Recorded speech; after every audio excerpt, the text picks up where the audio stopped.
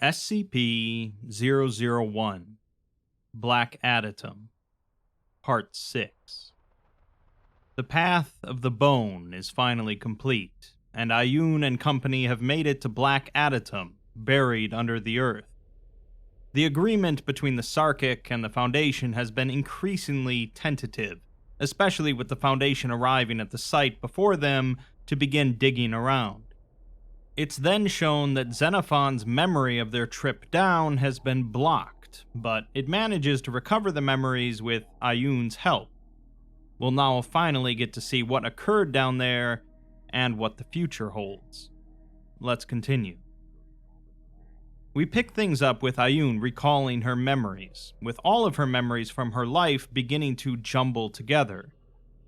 She is standing on the edge of an abyss, a gaping black wound in the earth.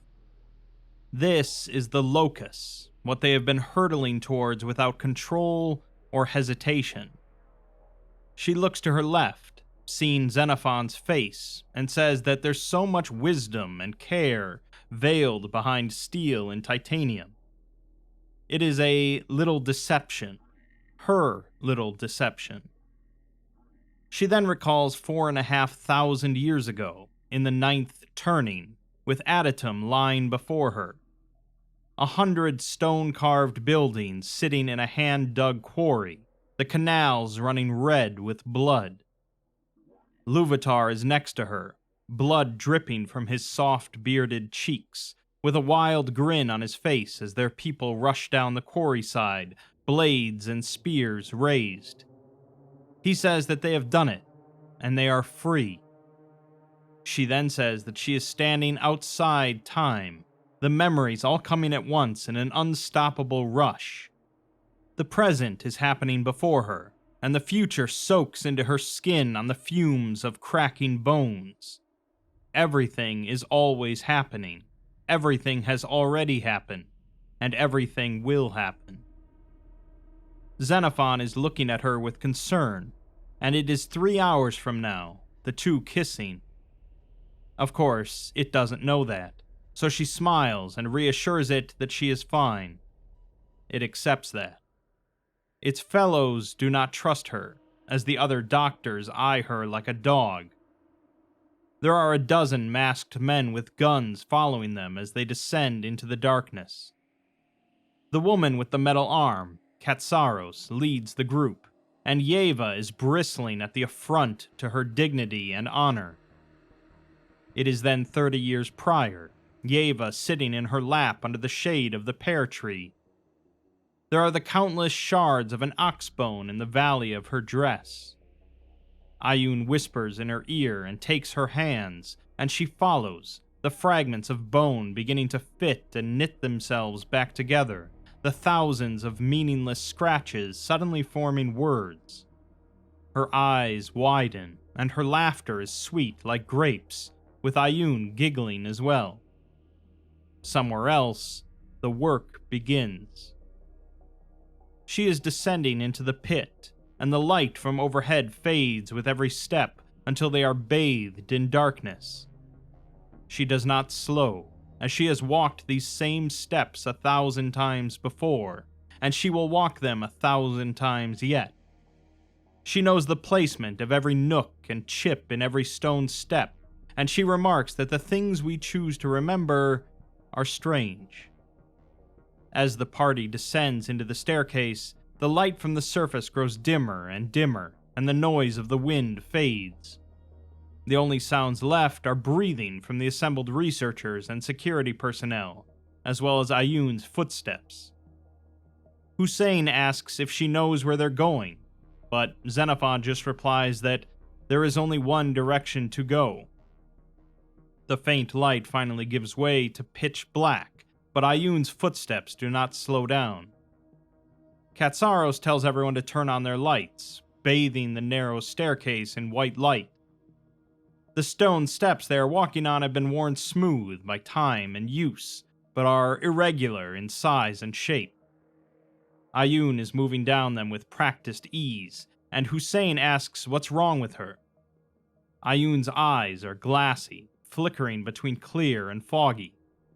As the party progresses down the stairs, she reaches a hand out and rubs her fingers along the smooth stone wall, furrowing her brow. She says that there are carvings here, or there were carvings here. Xenophon stops to inspect the wall, although the others don't, and it says that it can see beneath the surface, and she's right. There are the faintest remnants of inscriptions and carvings spreading across the walls. They are far too weathered to make out, rubbed away by the ravages of time into one smooth, flat mess.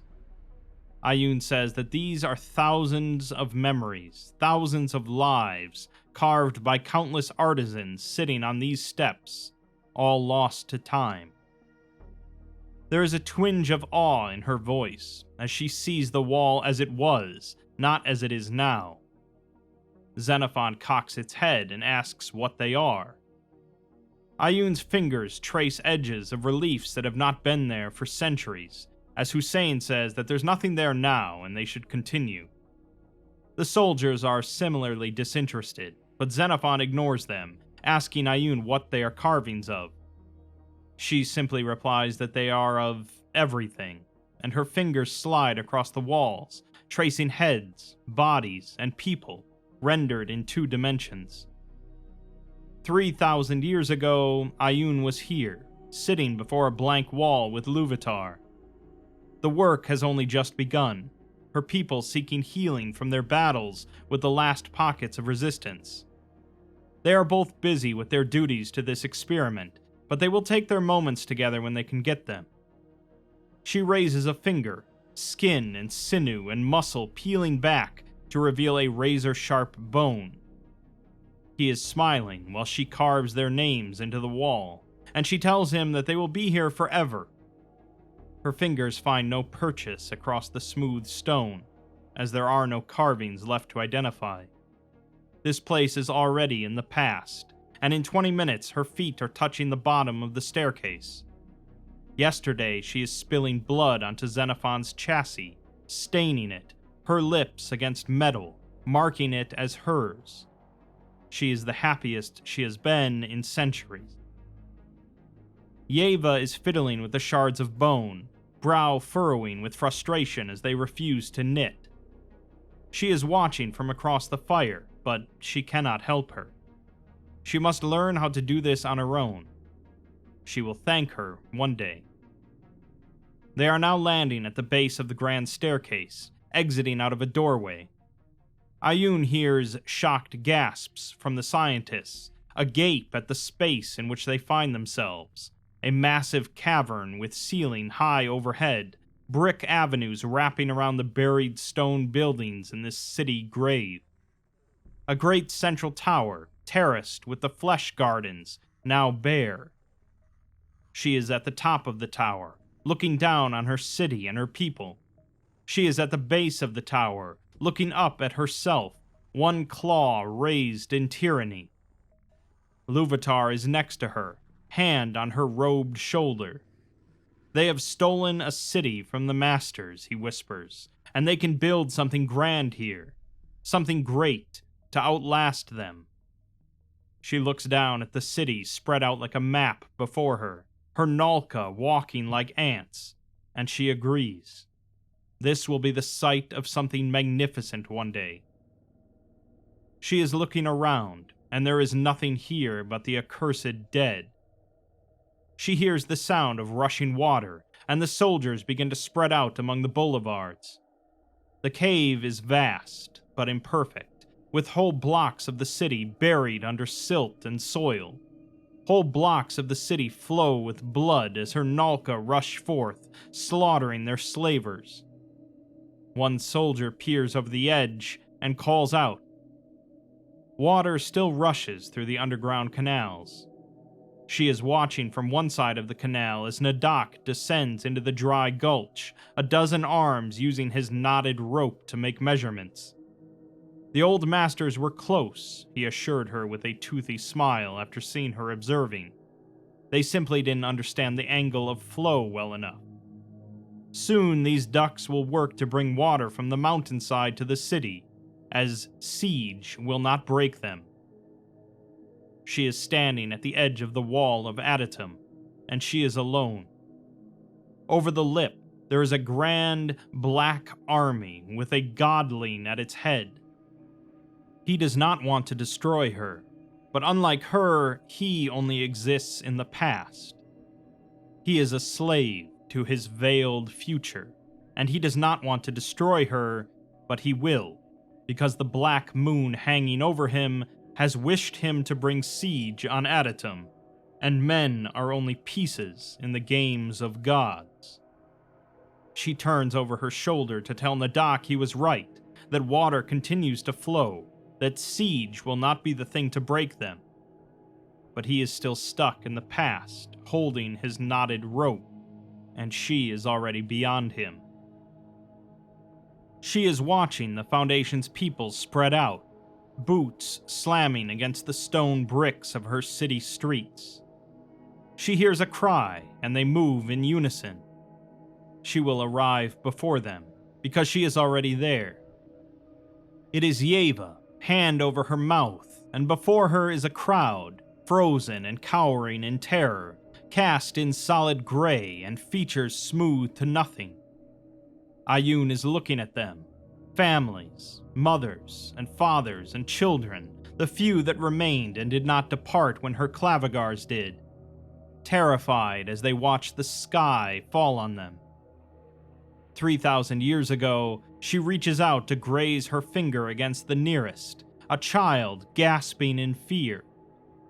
Now he falls apart, crumbling to dust in front of their party. The doctor's eyes widen, and they mutter amongst each other about ashen casts like Pompeii. Someone filled these after the city was destroyed. She is using huge arms to lovingly pack plaster ash into the gaps of decaying bodies. She is alone in this city, wandering streets she used to rule, now bathed in total blackness.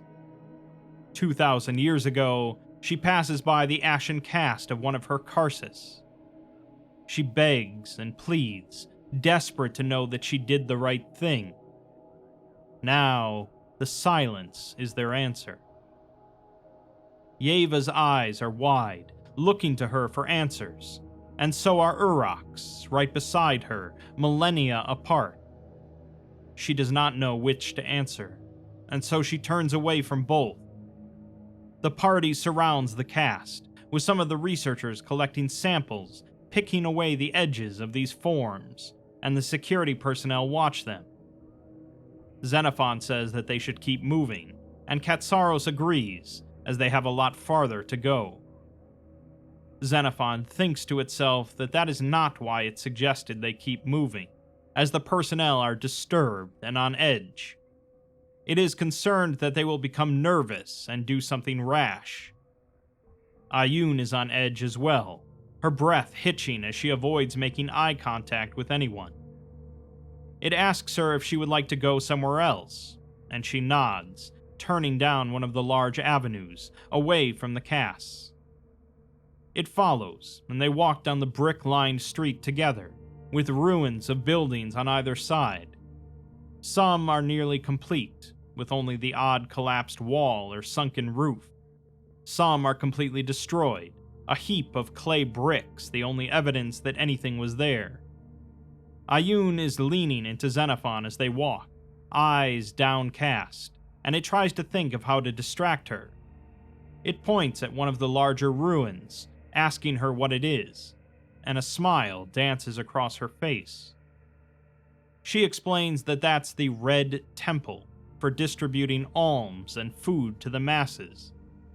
It was a shrine to one of the Deva's animal spirits before they took it over. The Deva would sacrifice animals and burn the offal as offerings, and they had 7 such temples throughout the city.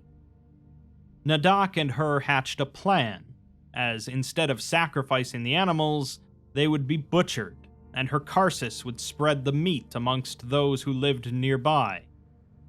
They could cover the entire city with such districts.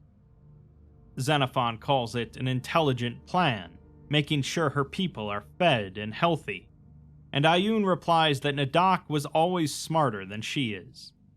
His mind worked differently, in numbers and figures rather than memories and verses. He saw things as problems waiting for a solution. Xenophon asks what happened to the temples in the end, and Ioun says that she began asking them to kneel to receive their food. It then asks what happened if they refused to, but she doesn't answer. They pass by the far end of the temple, where there is a pit dug into the earth behind it. 3,000 years ago, Luvatar is kneeling and asking Ioun which temple they will demolish to make more room for the charnel houses. She waves him off with a hand. 200 years later, she is driving a dagger into his chest, and he is holding her, and they are both sobbing by the seaside. In 2.5 hours, she is sobbing in agony. They are walking up her favorite boulevard, lined by flesh gardens, those ropey, weeping trees of sinew and muscle she cultivates and raises, molded with her fingers and watered with her blood. Nadak asks her what their purpose is, as they never lived more than a few years. She smiles, raises a finger, and speaks divine truth. To be flesh is to die. Xenophon cocks its metal head, nods, and stares at the empty pots of soil and meal. This was to be a grand city, to rival the great capitals. Their slaves were builders, artisans, musicians, and constructors. The old masters relied on them to build their home, and so the Deva's home became the Nälkä's home, and their home became their tomb. The reliefs against the wall still stand, however, and the pillars holding up temple roofs still stand. No man, woman, or child in Adytum ever went hungry or wanted for necessities. She made sure of it, she tells Xenophon. She is staring from her balcony as the apostate's army surrounds the gates out of the city, setting fire to their farms, catapults sending burning pitch over the walls. Her dead Holocaust holds the line, but for how long? Her people will starve without food. She looks down and realizes that the Holocaust are the only ones in the streets. There is nothing alive in this place aside from her. And Xenophon, of course. They are sheltered from the prying eyes of the soldiers. Its hand reaches out slightly, fingers wrapping around hers. Her palm presses against its, and she marvels at how thin her fingers seem compared to its metal digits. Man is flawed by nature, so it is a wonder he created something as perfect as it. Centuries ago, she is standing underneath a wall, kissing Luvatar and telling him the same. It asks where they are going, and she does not know how to explain that she is already there. They are standing in the doorway of a stone building like any other. She utters a silent prayer to herself. Nadak turns to them, raising 2 of a dozen arms in greeting, and he lifts her up and wraps her in a hug. To him, she will always be a child. He excitedly shows her on the chalkboard how he has cracked the formula that mystified the Deva until their timely deaths. She does not understand any of it.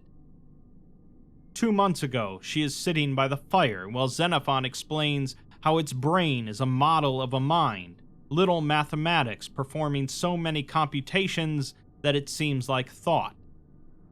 She does not understand any of it, but she enjoys hearing it talk. The researchers and soldiers file in after them, pointing at the shelves stacked with carefully inscribed bones and crumbling hide scrolls.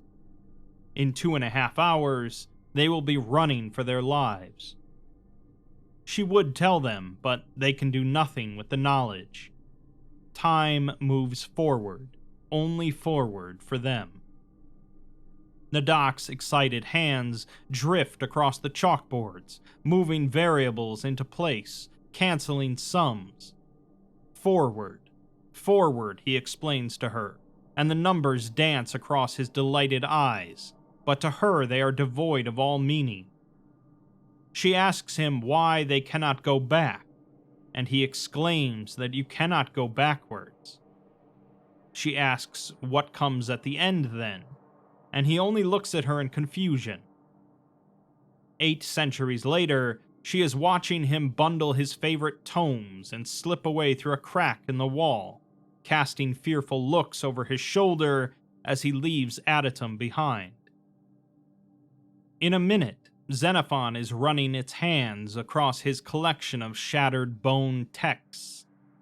The doc's fingers are rubbing these markings as he shows them to her, explaining that even the old masters could not conquer death, that some things are inevitable, unstoppable, uncontrollable. She tosses a cold look at him from her throne and informs him that if the gods are not uncontrollable, then nothing is. This city is a grand thing, and it will work if they would only listen to her. She screams at him that she is not a child anymore, but she is a child, small and thin, shivering in his many-armed embrace during the cold nights in the slave camp. She reaches up, and her little fingers graze his empty eye sockets. She looks down, and his 10 eyes are filled with hurt and betrayal as he slips through the walls. Xenophon's eye is filled with interest, trust, and faith as she places a malformed skull before the chalkboards. The formulas have long since been rubbed away into a single white cloud. Xenophon assures her to do what she needs to, and she would reach up to hold it if they were alone. Instead, she reaches down and kisses the skull. 10 minutes in her past, she makes a prayer. Nadak is before her, leaning against a stack of tomes. He turns, notices something wrong on the board, fishes a piece of chalk out of his robes, and corrects it. He nods and smiles at her. There are multitudes in that smile, lifetimes of history, and now she is done. He turns, slips between the shelves, and he is gone. Ayun is standing before an altar at the front of the study, beside what might have once been chalkboards. Xenophon is next to her, looking into her eyes, cold and gray. There are tears welling in the corners, and it cannot see what she sees, but it is not difficult to guess. Xenophon tells her not to cry, and she looks up at it. It can see the question in her gaze. How? It doesn't have an answer, and it wishes that it did, but the others are starting to stare. She bites her lip and draws the tears back, thanking Xenophon. There is a staircase in the workshop, descending deeper into the earth. Xenophon guides the group towards it, as there is nowhere to go but deeper. Ayun does not know how long they walk, but she knows that Xenophon is behind her every step. In 2 hours, she is racing up these same steps. She waits to pass by herself, but it never happens. They are at the bottom, and some of the soldiers light their lamps. Luvatar's hand grips hers as they stare out over the catacombs of the nameless city. Tunnels, 6 men wide and tall, worming through the stone earth, cut with pigeonholes ready for sacrifices. They have already sacrificed so much. They will fill these spaces with the bones of their fallen, he says, such that they might never forget what they gave, the last full measure of devotion, of faith. They wander by one of the pigeonholes. The emptiness is sobering. 4 millennia later, every single hole is filled with countless bones, jumbled into unsorted masses, skulls and legs and fingers overflowing out onto the tunnel floor. Too many pass to count. The woman with the metal arm will begin to call for reinforcements to map the tunnels. Ayun is already moving, heading down the path most familiar. The group trails behind, leaving soft green glowing sticks to mark their path. Sa'arn is making his way through the same path, slithering through the torchlit tunnels. His face is sour, as she has called him to task again. She regrets it, but it must be done. In 20 seconds, she is sharply turning left down a narrow side tunnel. Sa'arn's services are needed, and she is telling herself this until she believes it. The doctor's eyes are boring into her back while they walk, eyebrows rising as they turn sharply. Centuries ago, Luvatar and her are in a house on the surface of the city, holding a wailing child. They cannot conceive together. A year prior, she is smiling with her love, tattooed fingers dancing across a swollen belly. He thinks about names. Months later, she is already burying the lifeless, stillborn lump of flesh. She is holding her love's shoulders while his body, weak, pale, and bloodless, is racked with sobs. He screams, begging to know what he did wrong. A year prior, her fingers are still pressed against his stretched skin, and she knows that the answer is that he loved her. Her biology, altered by the beast, is cold and sterile. Life springs forth from her fingers, but it lies dead within her body. So they adapt. The baby they hold coos, and its fingers wrap around hers. Her flesh bubbles and distorts, and the child is born with their curse and her curse. There is no question of who will raise him, as his parents think it an honor for their son to be raised by the Witch King. A decade later, she is guiding the boy's little fingers and knitting an ox bone back together. A dozen siblings watch in fascination from around them. Yeva shouts in frustration, throwing her hands up. The fragments of ox bone sail up into the air, twinkling down, forward, and into the fire. They scatter among the embers, blackening. She watches the cracks form and spread. A month ago, Yeva is staring at Ayun's tent, pained face framed by firelight. Her world has been altered and changed, uprooted from all she has ever known. She wishes she could tell her why she has done this, and wishes she knew why she has done this. Sa'arn is asking her why she has done this, standing in her quarters. The Holocaust is outside, still milling in the square, trapped in their deathless life. All things end, he insists in furious rage. Life must end to give birth to new life. He is not wrong, and life will end when she permits it to.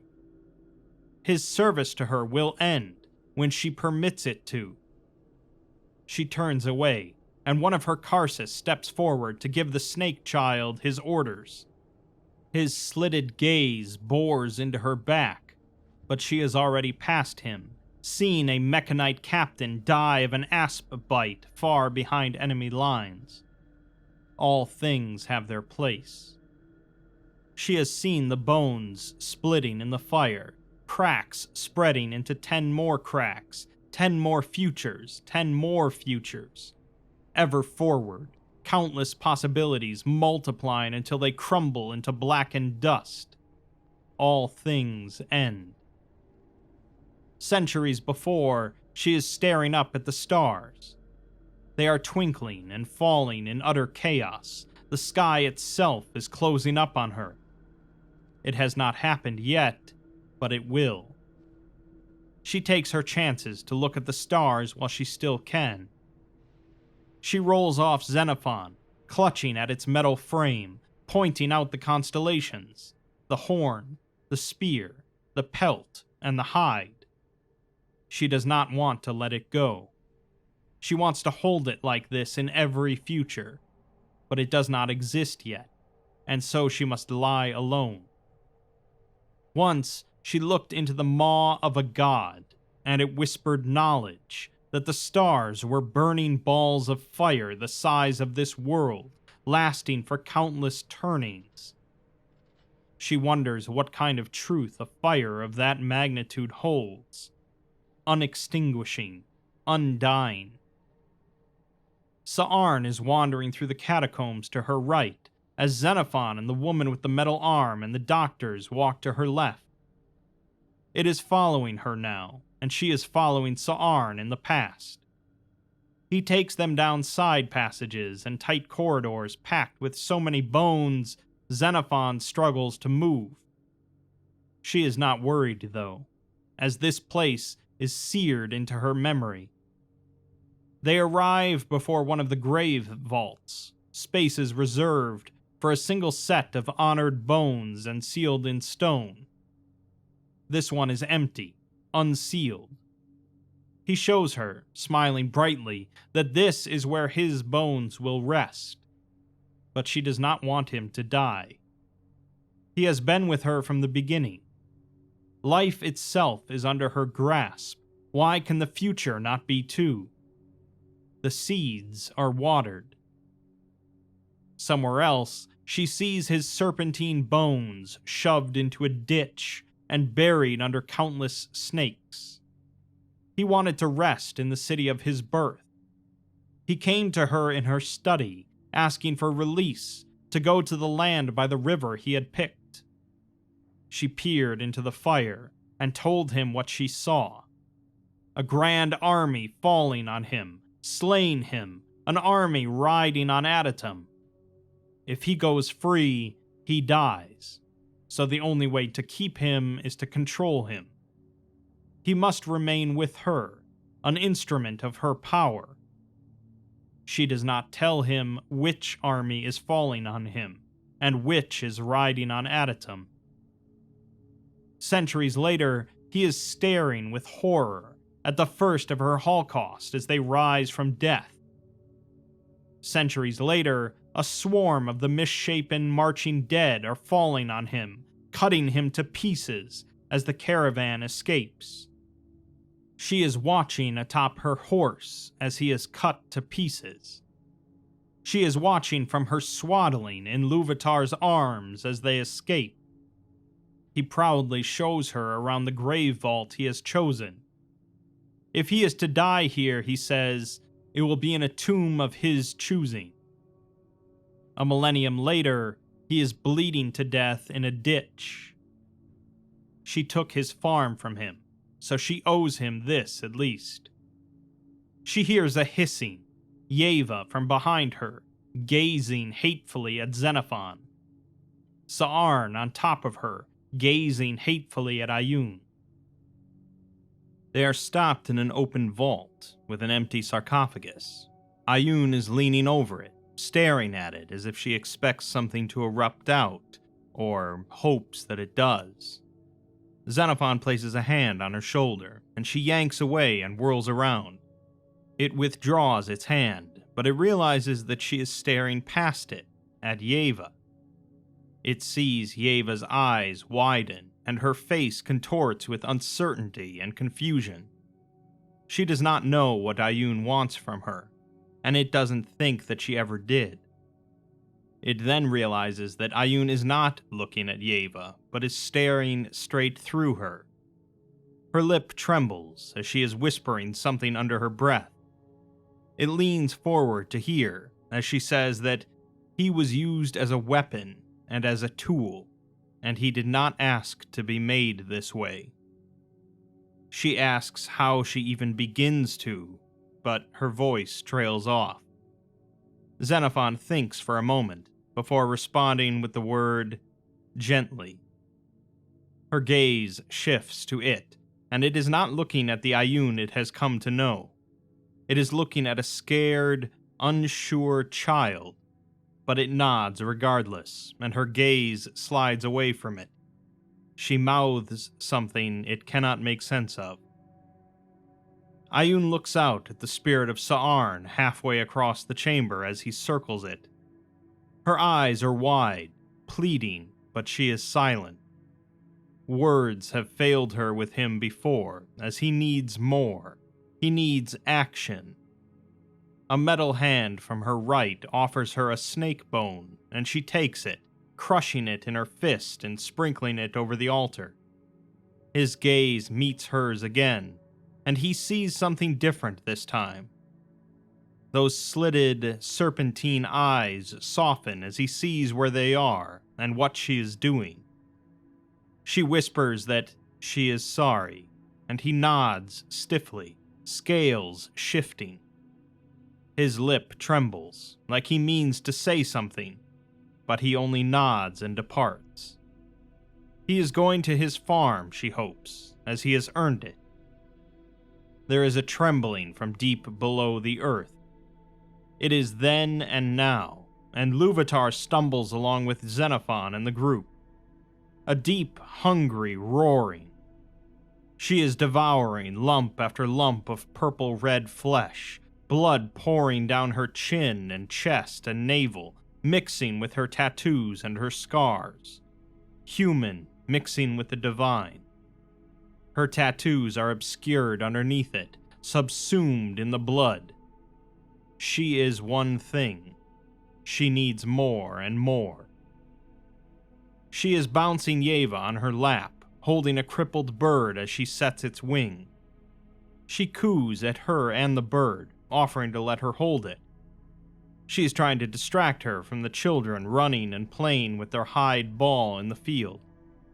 She is failing, and her eyes flit towards the boys and girls, thick with envy. Her eyes flit towards Xenophon as they speak in the night, with the same expressions. In an hour and a half, those eyes are seeing the divine, subsumed like tattoos under blood.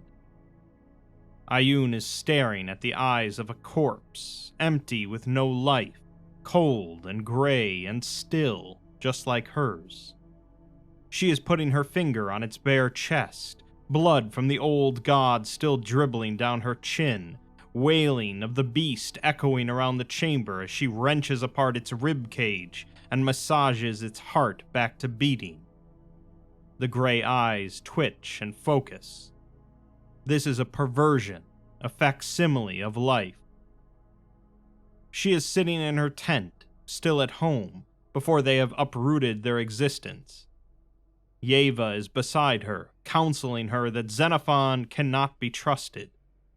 It is artificial, a mockery of the life and humanity they hold dear. It does not truly live, it does not die, and it does not feel. Ayun nods, her mind somewhere else.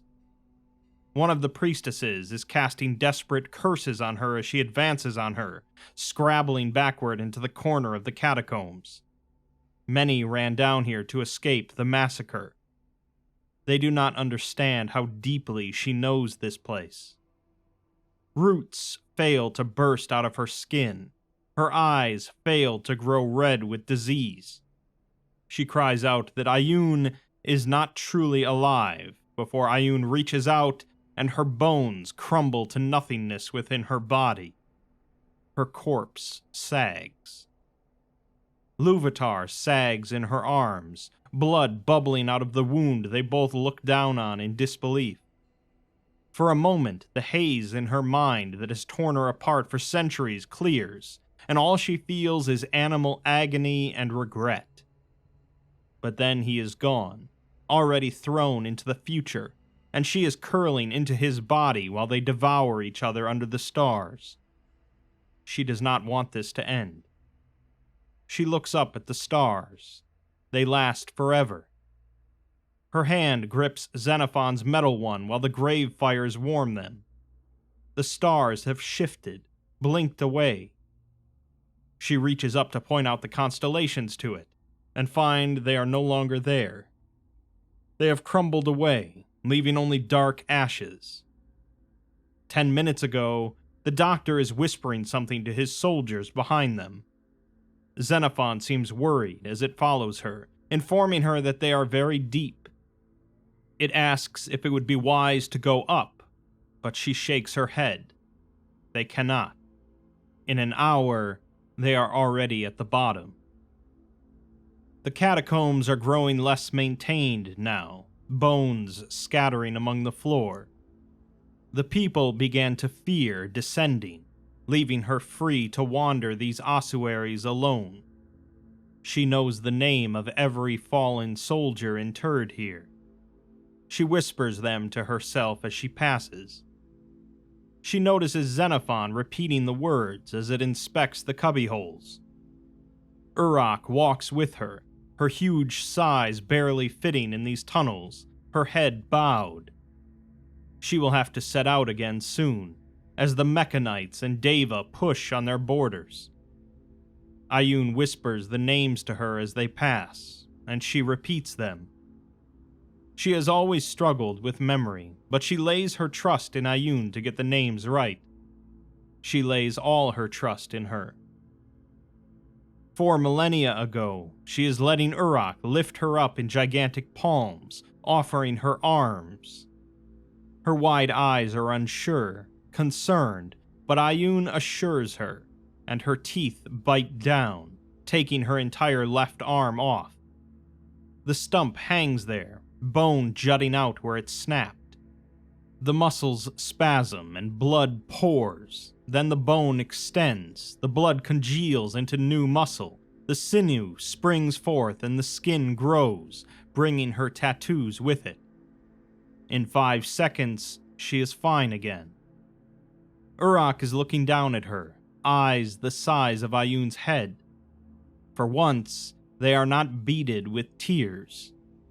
It's gone, she whispers, and it doesn't hurt anymore. They exit into another massive chamber, and she hears the soldiers and researchers gasp. It is another cavern, but now channels of glowing red run through the floor, light glancing off 1,000 bodies. Endless rows of hulking, misshapen bodies, many arms and hunched backs, dressed in hide armor and spears in hand. Uruk is presenting them to her, explaining that they're her personal guard. They will die before letting harm befall her. Centuries ago, she is back in that quarry. The rock wall has given way to reveal purple-red flesh, flowing with blood like a holy spring. Uruk is bowing her head for her, assuring her that she will die before letting anyone harm her. Then she is standing on a cliffside, pointing out a village. It has some stragglers from the old masters. Deva, certainly, but no priestesses. No more a threat to them than a lame deer. But they need room, and she needs sacrifices. Uruk nods. 4 days in the future, the village is burning. A century in her past, Uruk is holding her to her lips and gnawing off her arm. They are walking through the assembled soldiers, the researchers inspecting the armor on the statues of ash and plaster, perfectly immortalized. Not one looks quite the same as the others. Uruk is repeating the names of the dead soldiers interred in these halls. Ayun worries about what she will do when she is gone, what her people will do without a strong leader to guide them. The uncertainty gnaws at her. A millennium later, her horse is atop a bluff, watching as wave after wave of her Holocaust, each different, are cut down by a massive armored figure and her few loyalists. Uruk's blades come down like hammers, slaying 6 of Ayun's death beasts in one swoop. She does not care. They will rise again in time. Uruk's gaze lands on her, and for a split second, her sword lowers and she sees it all in her eyes. Pain, confusion, endless questions. Just long enough for them to swarm her and bring her down, hungry, lifeless maws eating her alive. The group is walking through the columns of petrified soldiers, and Xenophon thinks it is strange. It has seen the Holocaust in her memories, but only ever from a distance. Now they are close enough to touch them, captured in perfect living detail, but unmoving. No two are quite the same, and the other researchers realize that. They see the varying defects and misshapen limbs and injuries, but they do not see the different knittings on the leather armor, or the different charms around their necks, or the different expressions on these faces. Not just mindless anger, but joy, worry, and fear. Xenophon remarks to Ioun that these were her personal guard, and she says that they were trained by Uruk to defend her until the very end. She worried for her. Who would protect her in Uruk's absence? Uruk was supposed to protect her, and she was supposed to protect Uruk. They pass on different sides of a hulking soldier carrying a spear 4 times his height. They are following the path carved into the ground, a series of channels filled with a glowing red fluid. Xenophon asks what it is, and Ioun appears to say something to Uruk. Another tremor rises through the city, shaking everything, and this one is less gentle than the previous ones. Xenophon tells Ioun that she is here with it, and she says that of course she is, and she is here with Uruk. She is still at the study with Nadak, and she is in the vault with Sa'arn, and she is stepping into Luvatar's home and seeing he is asleep. It is all at once for her. Xenophon is not sure what to say, but Ioun answers that the fluid is blood, and it is not sitting stagnant. It is flowing. Looking closer, it sees that she is right. It is flowing through the channels continuously. It hears a crack and sees her draw a large piece of rib from her robes, the same it helped her burn. Its memory goes to that night, and it remembers itself pinned to the ground, her straddling its chassis before leaning down to press her forehead to its. It labels this as a priority memory and encrypts it. It likes the way that it makes it feel, and it doesn't want to lose it. Ioun says that it is not a full bone, and Xenophon tells her that she would understand. Ioun nods and crushes it, sprinkling the dust into the blood. The white ashes flow forward, around and around, dispersing between all the branches and between the stone soldiers. She is whispering to herself as they watch it. She says that one stream splits into 10 more, 10 more. No one can see how it ends. Xenophon cocks its head in confusion and remarks that it doesn't end. Ioun realizes that Xenophon is right. It just comes back around on itself. She looks down and sees the proof. The channels form a loop. Is there a beginning, or does it just go around on itself, and all we ever see are endings? She is carving Luvatar's and her name into the walls of the staircase. He is smiling and asking her how their story ends. She tells him that it will never end, forever and ever, like the stars burning in the sky. She is standing at the balcony of her tower. The entire city is rumbling, shaking, spasming as the earth itself rises. The sky closes on itself, and she sees the sun blink out, eclipsed by a black moon. Adytum is bathed in blackness.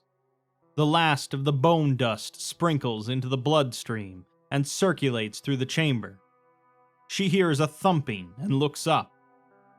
Uruk at the far end of this cavity, huge figure dressed in the same armor as her now stone soldiers.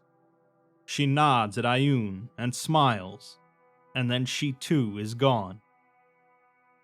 The researchers fan out, inspecting these ash stone soldiers.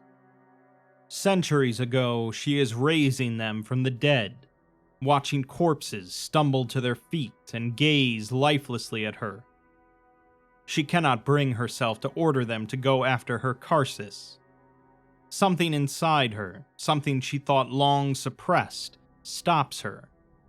She does not understand what, and it enrages her, She screams, but there is no one left alive in Adytum to hear it.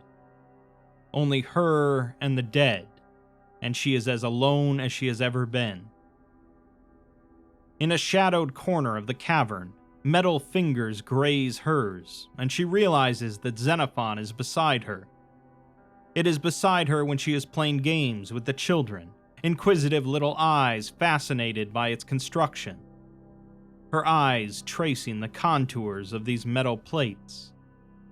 One sits in its lap, and it is too surprised to remove him. She laughs deeply.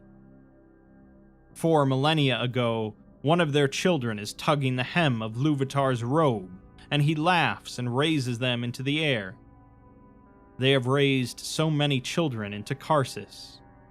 They are to be the next generation of leaders, interpreters, guides.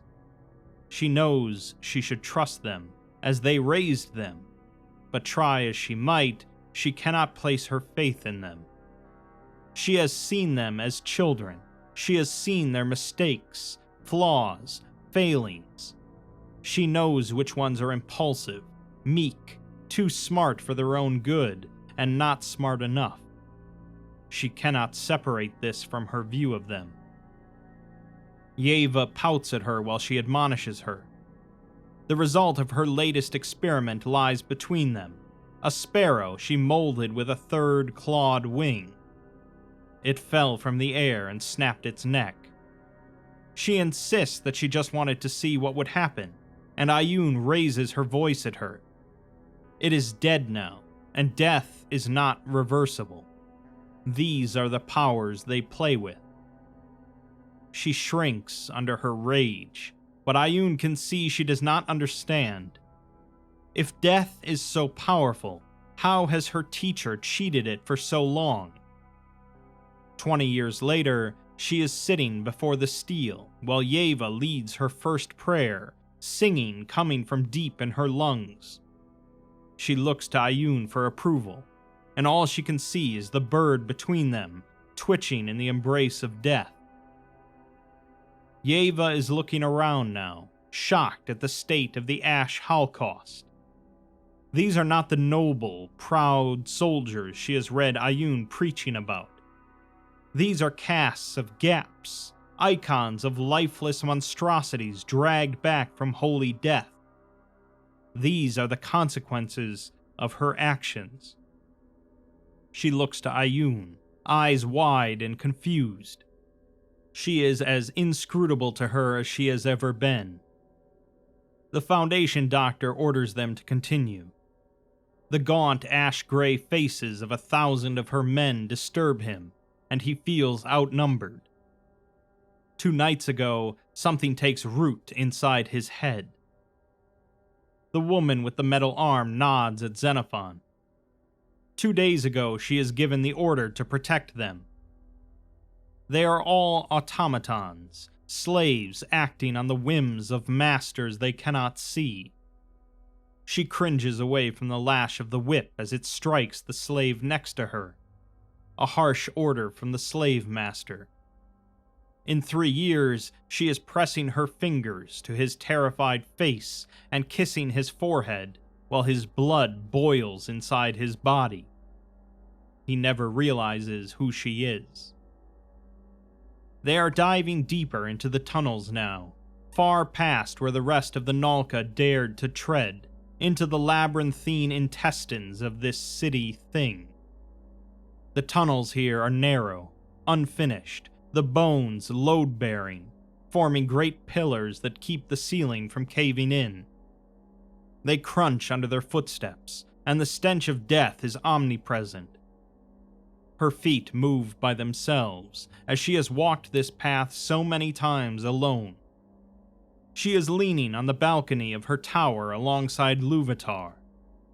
They are making plans, as once their people have settled in, they will leave. She has become something greater, the beast blood within her veins running white and wild. There are other injustices elsewhere. More slaves to free, more masters to slay, more truth to spread. Luvatar's hands dance along her spine, They will have a home by the sea, she says, as he has never seen the great water before. It has been 2 centuries since she left the confines of this city. Far from a prison, it now encompasses her. She feels it like it is a part of her body. Her fingers stretch through alleyways and her viscera forms catacombs. She sees everything. The food is distributed, the water is brought in, the dead are burned, and the sick are healed. All functions as it should, as long as all listen to her. They just need to listen to her. 1,000 years before, she is kneeling before the beast. This is a delicate dance of control, as this thing is a god. Its kind has kept men in bondage since time immemorial. One slip, and it would devour her alive. She knew it would, because there is a hunger in her to do the same. She saws off a sliver of flesh, and its wailing is startlingly human, but she cannot stop. This is what it takes to build the paradise they desire. Would her dear Clavigars still accept her if they knew what she was doing, what this city was built on? They must not know, she whispers. Centuries later, she is still kneeling before the beast. There are no illusions about who has the control anymore. The knife is in her grip, the blood drenches her hands. The wailing falls on her deaf ears as she saws away bits of the flesh wall, rich and divine as the day she uncovered it in the quarry. She only needs a bit more, a few things left that she cannot exert her will over. Her control is absolute over life, their people, this city, but holy death escapes her grasp. Her body is sustained as long as she eats, but what happens when the flesh runs out?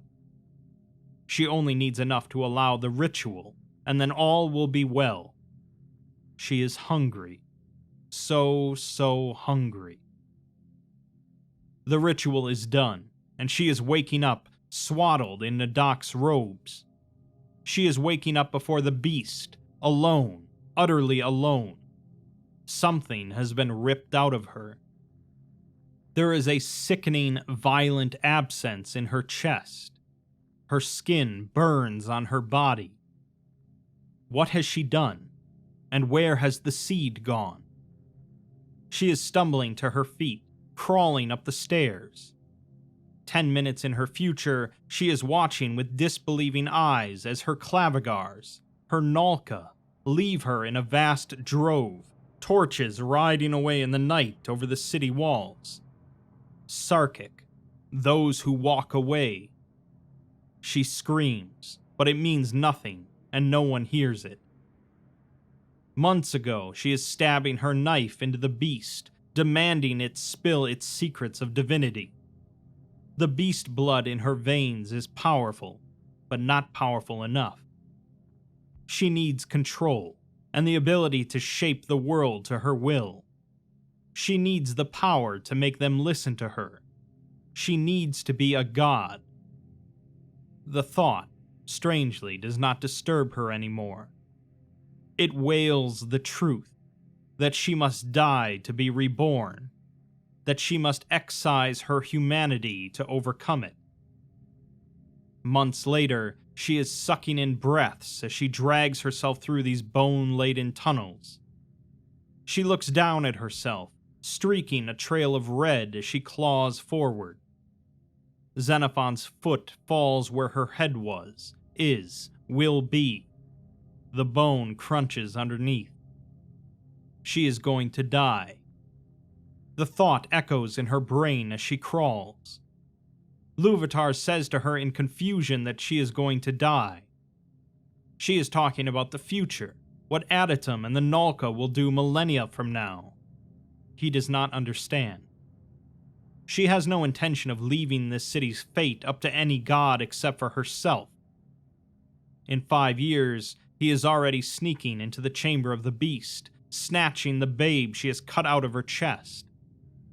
Centuries ago, she is grabbing his arm, as the slave masters roughly grab his collar and haul him off into the tent of one of the witch priestesses.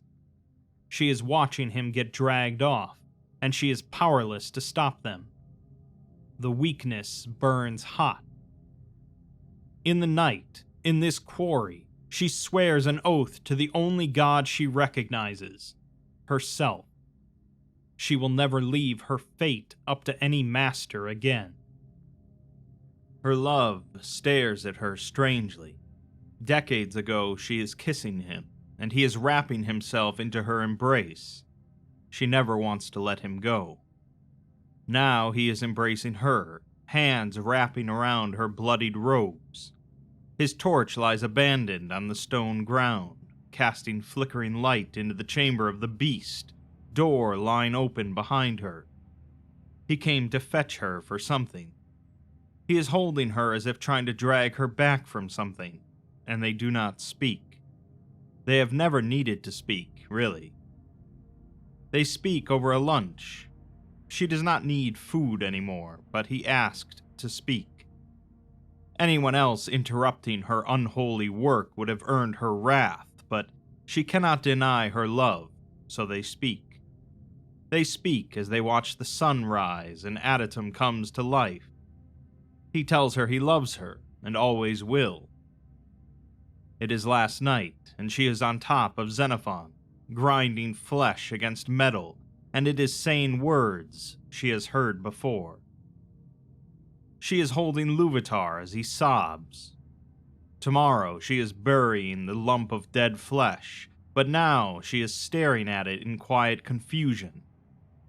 Life should be under her absolute control, so how is it that the things most important to her escape her domain? Millennia before, she is watching the cracks in the bones grow and grow and grow forward. They all end in the same way, crumbling into blackness. She stares at the stillbirth and frowns.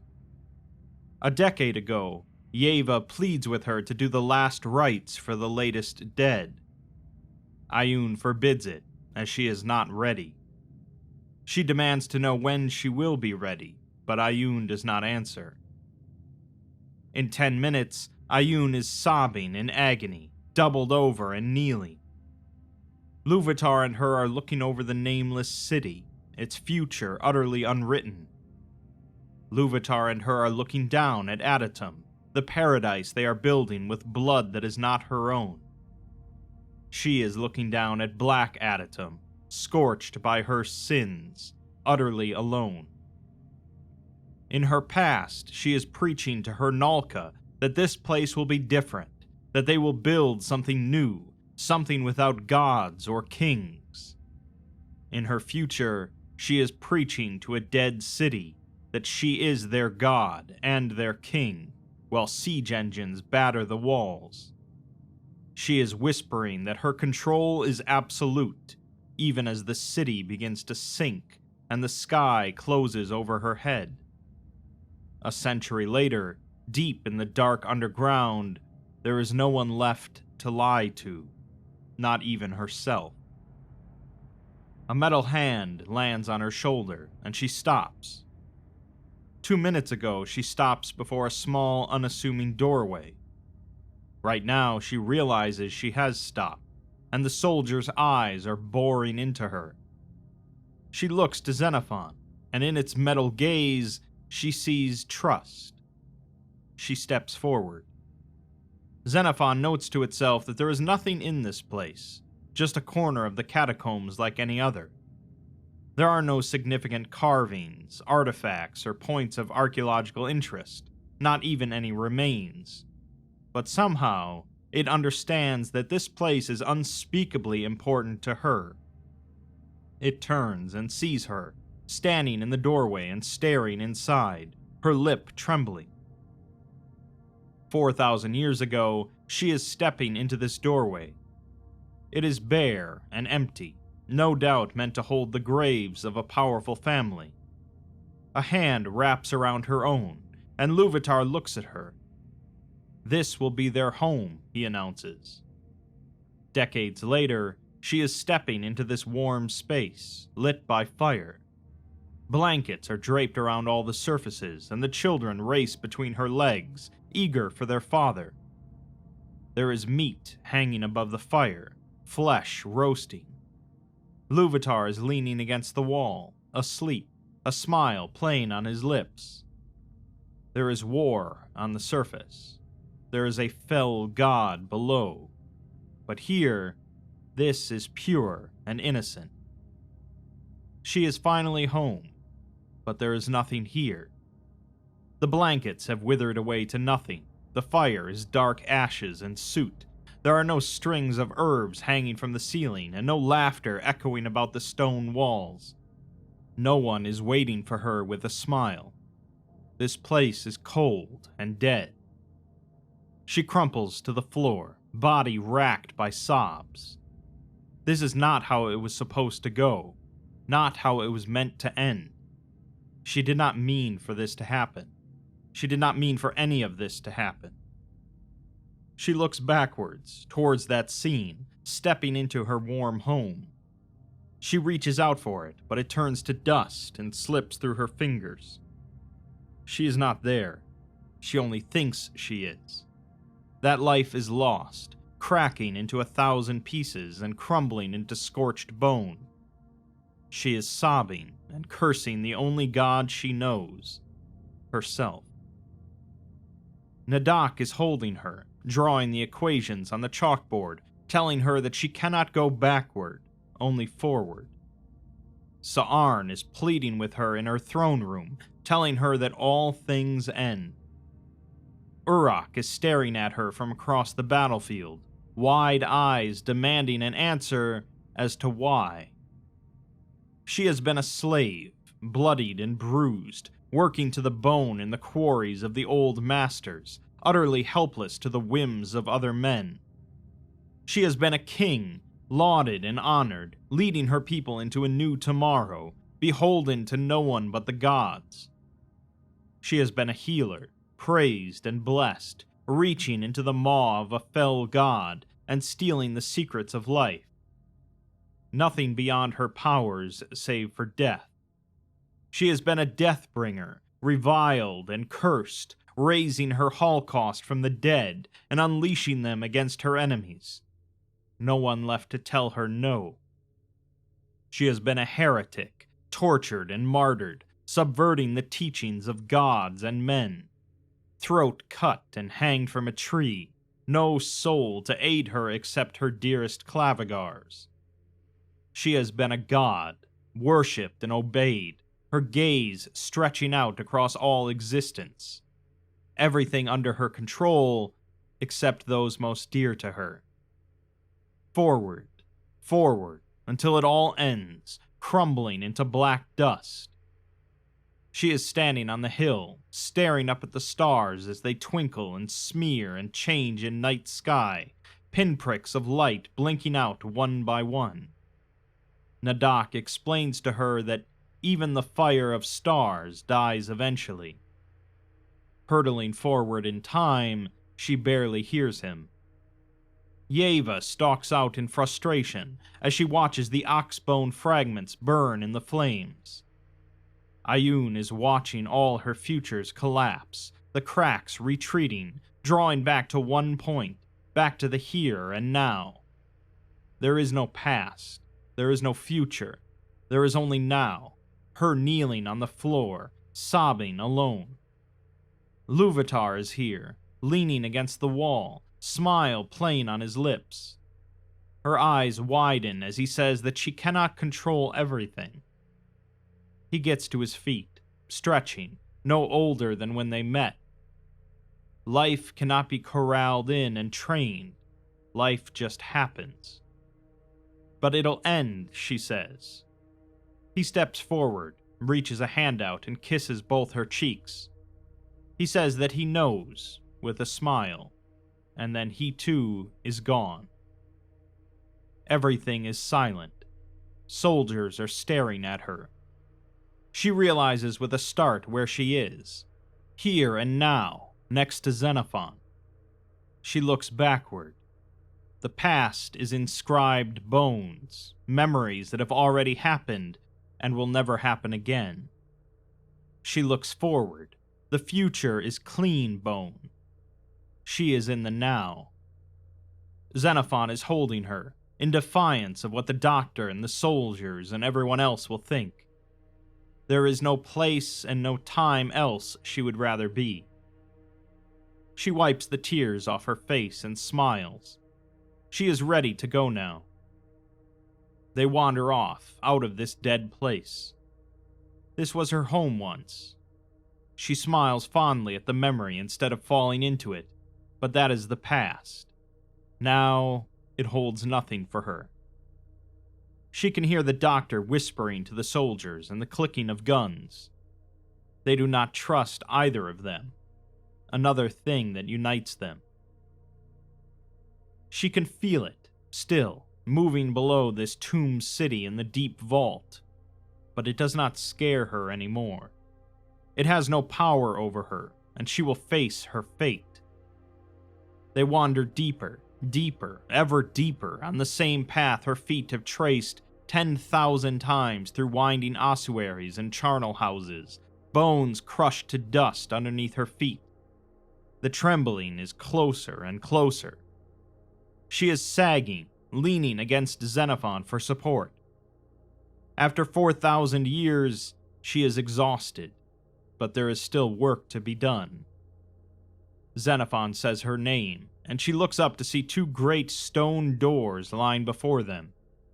The same stone doors she has seen in her memory time and time again. She says that this is it, the heart of the city, the cornerstone all her empire is built on. Her sin, her betrayal, her apostasy. She can feel it beyond the door, waiting for her. She stumbles up eroded steps and presses a bloodied hand against the door. She looks to Xenophon and sees a glimmer she has never seen in its blue eye before. It nods, and she pushes, the door shifting easily, and they are in the heart. They are in a ritual chamber, tall, high, and roughly cylindrical, though it's impossible to tell from how thick the walls have been overgrown with flesh. It is thick, red-purple, uneven, rough, and skinless. Xenophon has seen this place before, in the memories of the one it cares for, but it is different now.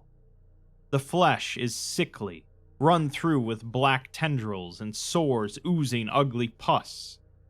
The 1,000 eyes scattered across the flesh are fluttering and swollen with blood. It runs down to the floor, where channels have been painstakingly carved into the stone, spiraling around in a complex, infinite dance before they flow to a single basin. The only light comes from a single dying campfire, embers burning low. Xenophon tilts its eye up and shines its floodlights on the thing in the wall. Something within Xenophon turns. It is a massive, gaping maw, 4 meters tall and lined with rough bone teeth. Darkness looms inside it as it widens and tightens, gasping desperate hot breaths. Saliva and blood pour from the mouth. Even without life, Xenophon can tell this thing is on the outermost edges of it. It twitches slightly, and Xenophon senses something shift within the darkness of its gullet. The lips move again, and Xenophon prepares for the voice it has heard the beast speak with. It does not come, and instead there is a voice double-layered over itself. Partly the beast, deep and thrumming and impossibly old and tortured, but overtop it, subsuming it, the cruel, cutting voice it has heard from the mouth of a scarred prophet, the Ioun of old. Yaldabaoth speaks, welcoming the seed home. If Xenophon had blood, it would have gone cold, and it sees the others shiver in place, although Ioun does not move. The voice is deeply wrong on every level, incompatible with life. It says that she was always to return. It knew it, here, in this heart of hearts, womb of wombs.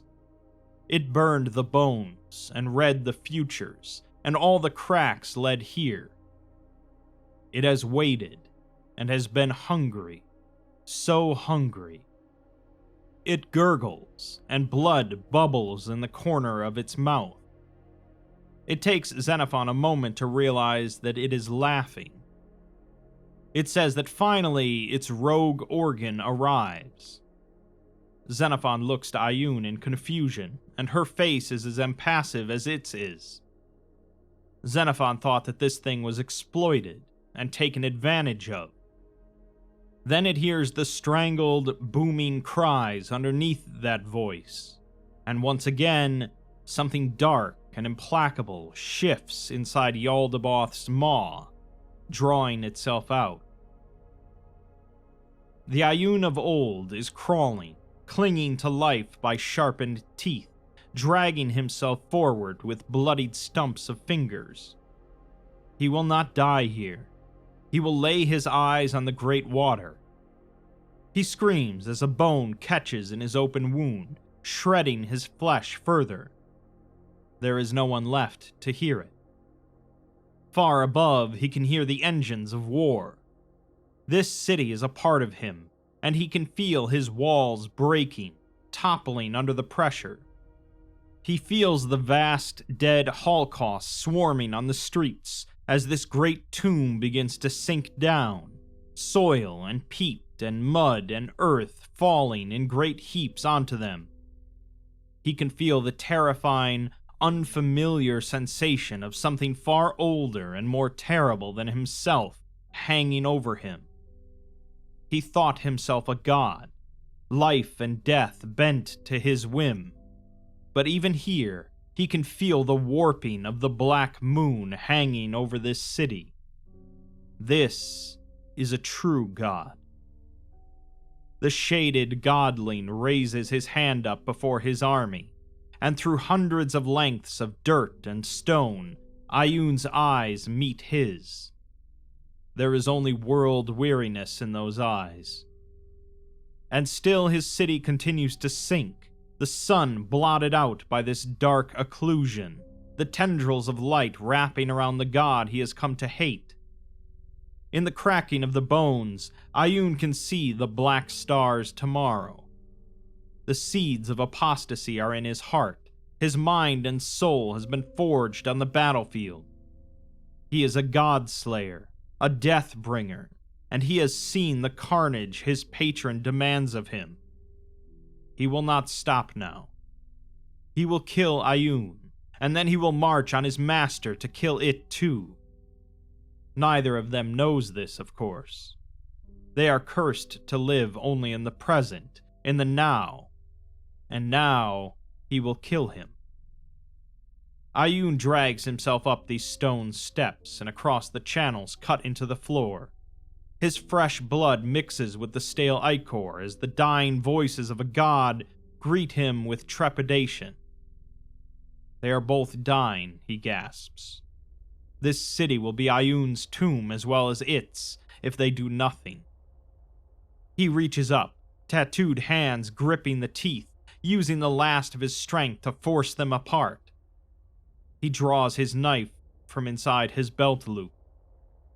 The beast begs, asking what else he will take from it, and he answers, everything. Xenophon realizes that this is not a tomb for the beast, but for Ioun. Ioun nods, still staring at Yaldabaoth. They watch as it widens, and the thing inside emerges into the cold white light. It is a tongue, huge and prehensile, purplish and swollen as it extrudes forth out of the maw. There, embedded into the purple flesh of the tongue muscle, is a man, his legs trapped inside while his upper half reaches forward. Familiar tattoos spread across his arms and torso, circling a gaping, collapsed wound on his chest. It is old, rotting, gangrenous. His face is the one they've seen before. A sharp nose, straight dark hair, stark gray eyes. No hair out of place, and no blemish on his skin. A tall crown, formed of twisted and sharpened bones, sits atop his head. This being is utterly perfect in construction, but something about it all still screams wrongness. It takes Xenophon a moment to register, but the light and the warmth it has come to expect behind those eyes is gone. When he speaks, he does not open his mouth. He only smiles as the god maw behind him flaps instead. He states that she was stolen away by traitors, scum, heretics, and apostates. The statement is undercut by a soft, deep screaming, two voices wrapped around one another. It is hard to tell where one stops and the other begins. He says that she returns back to her spawning ground, and he has been so hungry for so long, but he is to be full soon. The tongue draws a few meters closer, the Ioun crucified on it extending a clawed hand. The other Ioun shakes her head, and her voice does not quiver, nor her feet tremble. Xenophon wishes it could tell her how proud of her it is. She replies that she is not him, but he says that she is what he cut out of his chest. She is what has been inside him, festering and rotting. He had to remove her to make room for more. Xenophon asks him more of what, and for a moment his attention turns to it. It looks into his eyes, and it is clear to it that it is not the only thing in this room that is not truly alive. Ioun refers to Xenophon as an abortion of humanity and a perversion of flesh. It is impressive insofar as it is disgusting. He casts a hand out, and one of the tendrils of flesh springs forward, toothed vine wrapping around the base of Xenophon's feet, preventing it from moving. He says that there's always more, as the hunger does not stop. He teeters on the verge of godhood, and will become Yaldabaoth, the world maker, the devourer. All he requires is one last meal.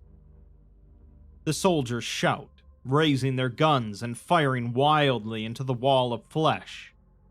The bullets rip through it, tearing flesh from hidden bone, shredding the meat, and blood gushes from every bullet hole freely. The gunfire is deafening, until Yaldabaoth goes limp, and the gunfire ceases. As they watch, the flesh knits itself back together again from congealed blood, bone restructuring itself, skin growing over the patches. The devourer straightens, and a wet, hacking noise erupts from his lungs. Xenophon realizes that he is laughing. He remarks on the vermin that she allies herself with, and says that these are the vermin they were born to eat and devour. He raises a finger, and more tendrils erupt from the floors and wall. They tear rifles from hands and force the group to the floor, dragging soldiers to the ground. Katsaros manages to choke one of the tendrils to death, swelling with black blood, but it is replaced by two more. The devourer says that he is insatiate, and has waited here for so long. Ioun asks him how he's even alive, as he should have long since starved, but he replies that he has been hiding in the darkness for 3,000 years, and there was nothing to do but eat. So he ate, and ate, and ate, satiated for a moment, and then the hunger returns. It always returns, so he ate more, until there was nothing left. Ioun's eyes widen, and for the first time, Xenophon sees Yaldabaoth in full, not two presences intertwined, but one entirely contained, consumed by the other.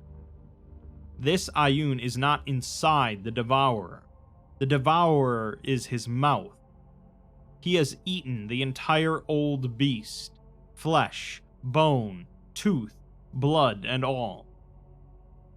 Ayun calls him a cancer spreading through this city, consuming and consuming, endlessly devouring the very thing he lives in. He replies that she is the last meal he needs, his runaway piece of divinity. The heretics stole her away, but finally she arrives like a lamb to her slaughter. Ayun raises a hand and bites into her own flesh, letting her blood gush freely into the channels. She mutters something, and the dozen tendrils growing on the floor are joined by a dozen more, these being red, pink, young flesh and fresh blood. They snatch and twist at the others, the flesh wrestling with itself long enough to free the soldiers. They scramble backwards, and under their feet, the god groans in agony. He shouts that she fights, and she says that they were one once, many, many years ago. That was an old life, a different life. She is not his anymore, and he is not hers. Yaldabaoth makes that same hacking laugh, and says that everything he lays his eyes on is his. He alone sets the boundaries of his domain. She was a part of him, once, and she can have this power to reshape the world and align it with their image and desires. Ayun does not speak, so he continues, saying that he sees that she has been so alone for so long, a wolf living among the sheep. She has come to think of herself as prey. He tells her to look, and Xenophon watches as one of the tentacles digs under a soldier's helmet. It does not see what happens under his visor, but a second later he goes limp, blood gushing freely from underneath. Hussein screams. Yaldabaoth says that they have been destroyed 10 times over, reduced to naught but scorched bone, and his face bubbles, scorches, and drips into nothingness, revealing rotting muscle. For a moment, Xenophon sees it for what it is, rot, papered over into a beautiful ampule. And then the flesh reforms, melting back into a smiling face. He says that still they reform. He asks if she thinks this thing is related to them any more than a calf is related to its butcher. Ayun replies that they lost their way when they forgot why they did this, when they decided that controlling them was more important than letting them make their own fates. She says that he knows this, and she knows this. The devourer says that he knows that Adatum would have burned to nothingness 10 times over were it not for him. He was the guide, the godhead. Men are stupid sheep that panic and stampede. They need the wolves to keep them in their place. He smiles that false smile again and says that he is the wolf. Ayun, however, says that they lied to the ones they love and deceived them. They preached all their ideals while they did this dark work beneath their feet.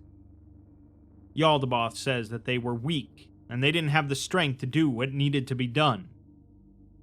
Ayun smiles, sadly, and says that no, they had the strength not to do it. His and her mistake was not seeking power, but bleeding an innocent thing for their benefit. He says that it was not of the flesh, and it was in its nature to kill and dominate. Ayun counters that it spoke, it thought, and it wanted freedom like they did. Yaldabaoth corrects her to say, like him, as she is not him. She is a shred of divinity that he sawed away. A tendril reaches forth, and he says that when he cut her out, he cast them into this deathless hell. Neither of them are human anymore. Neither of them ages or dies. but every single waking moment, all he feels is hunger and starvation, a bottomless hole he cannot fill, even after devouring a god. She taints his promised immortality. She says that he is not human anymore, and he smiles a twisted, foul, rotting smile, saying that he is far, far beyond human. She tells him that he has given up everything for power, and he is the one holding the whip, just another slave master. His beautiful face abruptly contorts with hatred, and he shrieks. He yells that there are the Nälkä and there are the prey. They were given this power, and they can remake this diseased world. He sees it in the cracks, and she sees it too. The Black Star lives again, and the Black Moon is dragging itself out of the sea once more. The Nälkä will spread again, as they were always meant to. Ioun stares at him, and Xenophon can see her thinking. It knows that she is smarter than this. She replies that there is no Nälkä with him. He does not eat how they eat. He eats because it is all he knows how to do, because he is trying to fill a bottomless hole. There is a perversion of life here, and it's him. Whatever he was once, he is not her anymore. They did not begin this to dominate and assimilate. They began this to live as they wished, and this is not how she wished to live. She pauses before saying that this is not how Luvatar wished to live. For a moment, silence hangs in the air of the chamber. Then Yaldabaoth gurgles again in laughter. He says that Luvatar craved imperfection and loved them only when they were weak. Once they improved, he grew jealous of their perfection. They are perfect now, and he simply could not see that. He smiles and says that Luvatar was a fool to his end. Xenophon does not even see Ioun lunge, but in a moment she is on the thing, clawing, screaming, and tearing at his skin. There are no words, only animal rage, and the tendrils loosen for a moment. The devourer is screeching in pain as she claws at it, and her flesh rots away, huge chunks becoming gangrenous before being replaced just as quickly. Her face is twisted with fury. The soldiers are getting up and trying to rush for the door, but it is sealed shut. Katsaros is trying to rip it open as the floor rumbles again. Xenophon turns just in time to see Ioun being raised and flung into the far wall. It hears something crack and sees that her skull is caved in. In a moment, her bone and flesh knit itself back together, and she scrambles to her feet, blood pouring down her face. Those gray eyes are lit in a way that it has never seen before. Yaldabaoth says that she was never a person, but a stray shard of his divinity, a chick that flew the nest, and parts do not have the right to secede the whole and rob him of his rightful meal. Nadak did not, Sa'arn did not, Uruk did not, Luvatar did not, and she does not. She asks if he thinks himself a person, as he has cut out everything that made them who they were. He is not Ioun. He is a hollow shell, the cocoon left behind. She pauses and says that she made herself, forming this flesh into shape. She made herself a person, and has dug her past up with her bare hands, finding nothing of worth. She is Ioun, and he is the sum of her mistakes. Yaldabaoth replies that he has foreseen this moment for thousands of years, laying here, dying and dreaming. He saw this would go differently, but he only needs to consume her flesh, not her mind. Ioun smiles and says no, He forgets that he speaks to himself. She knows as well as he does that this cannot be done without a willing prophet. Yaldabaoth smiles back and says that he has one. Whatever Ioun was going to say next is cut off by her knife being put through her lungs. Yeva eases her to the floor, face impassive, moving like she is dreaming. Xenophon sees that she is hurt and needs to help her, but the tendrils stop it from moving. Its outstretched hands meet only air, and it shouts her name, but she simply twitches and gurgles from the floor, unable to believe her eyes.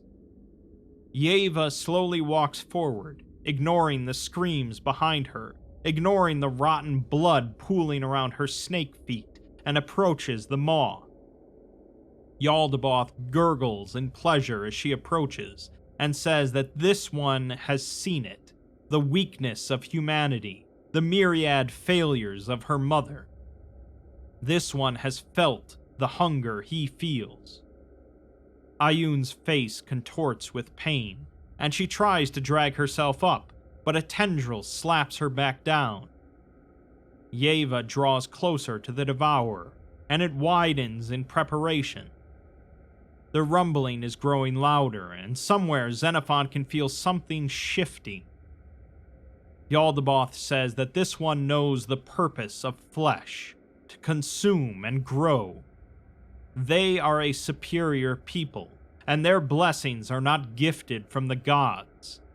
They rip them out themselves and make their own gods. Yeva's face twitches as the maw begins to open wide. He says that she sees it, sees what could be. Them at the seat of a new empire, with no one outside their grasp. Never helpless again, never to be controlled, no one to hurt them anymore. The hunger can stop. Ioun gasps that it never stops, but Yeva replies softly that Ioun failed. She had all this at the tip of her fingers, and she cast it away. She sees now that this is her purpose. The security personnel are shooting at Yeva now, and the gunfire is deafening. It shreds her robes, her skin, her snake-like legs, but the flesh just reforms. She never slows her approach, and a smile begins to spread on her face. She says that this is what she was meant to do. This is what Ioun was preparing her for. Yaldabaoth opens, flesh parting and revealing the endless abyss. The others turn away, their eyes blinded momentarily, as human minds are not meant to see this. Xenophon is not human, however, and it sees it all. Flesh. A seed of flesh, an unborn fetus hanging in the womb. Multiplying, growing, spreading, changing, and becoming something else entirely. Then mangled, stabbed, and tortured by its brethren, buried underneath a city, stretched across vast catacombs. Wailing in pain, in agony that would shred a mortal mind like soft flesh put to the sword. Unspeakable power, but trapped. A war in heaven, 3 gods cast to earth, and a 4th. A black moon rising out of the sea, endless entropy given physical form. Matter and light warping around it with sheer hatred for the continued existence of the universe. A father, a son, a man of no note or consequence, imparted with the instructions in his mind, an army, and all the power of a fell god. A nameless boy in the galley of a slave ship, carried by dog-headed demons to a new world, stumbling across a vein of flesh and drinking the vigor deep, stealing the control of life. A living martyr, preaching liberation even as he hangs by the neck from a poplar tree, healing the ill slaves as they wage war on masters, praised for his power. A vast city in the desert, besieged by this three-pronged army. Its walls crumbling, and its gleaming towers collapsing into fire, while a black moon blots out the sun. A massive wall defended by sorcerer nawabs and spirit beasts. The very earth beneath it crumbling and giving way as a black moon raises the tides higher, drowning a continent. A mausoleum city, abandoned by all but the dead and the mad, sinking into the ground itself, buried like a tomb by a godling, his black moon hanging over him. The dissatisfaction growing in his heart alongside his power. A scarred prophet looking over a city he does not wish to rule, wishing himself free of this place, of its pressures, of the terror of what will happen when he dies. A wounded god beneath his feet, becoming the source of his undeath. His friends grow worried, scared. The purest of intentions warping and twisting, not under the influence of the divine, but the creeping desire for control, for authority, for power. A godling in black armor, raising his army and marching to an island at the edge of the known world, here where his god resides, raising the power his patron installed in him, but still unable to kill a god, sealing it away, sealing the island away from the world. But the creeping tendrils of the black moon still slip out, dying spirals winding into the minds of those without faces. A forgotten, cancerous organ of the Foundation, an insurgency over whom they no longer have any power. A mad witch king sitting alone, his clavigars learning of his sin and his betrayal, his torture of an innocent creature, the suffering their city is built on, slipping away in the night. The godling laying waste to the raised dead. Immortality is but a song away, but he has sought out a part of himself he needs. He is in agony. As his city falls, he drags himself into his torture chamber, binding himself to a dying god, waiting for his apotheosis, for his power. Yeva sees it all too, the unimaginable weight of the divine singing to her. She reaches out into this tortured womb. Ayun finally drags herself up, as the bone knife has cut through to her chest, and something about it has injured her where other wounds failed. Her eyes flutter, and she speaks in a weak, trembling voice, saying how proud she is of Yeva, causing her hand to falter. She has been a coward, and should have said this many times. Yeva is so beautiful, and Ayun has known her since she was a babe, seen her grow, change, and adapt. She could have never foreseen what Yeva would become, and she shocks her every day. Yeva's hand quivers, inches from the maw of a god, and Ayun continues. She says that she should have trusted her, and she is cursed this way, to live life unforgetting and unforgiving. She is cursed to fear what would happen were she to draw her hand away and hunger for control. She should have let Yeva become who she was meant to be, as others have for her. She is already so much smarter and wiser than she was at her years. She is her daughter. She has made so many mistakes in her lifetime, making errors that have killed thousands and ended civilizations. She has come to learn how many mistakes she made, but they do not make her who she is. Her past does not make her who she is. There is temptation to live in the past, but it has no answers for them, only memories and dead men. She has countless regrets. Yeva's face turns towards Ayun as she speaks between gasps, and she has an expression that Xenophon has never seen before. Ayun says that she is not one of them, and has never been one of them. She can do as she wills, as she's earned that, but all she asks is that she consider who they are and what it is.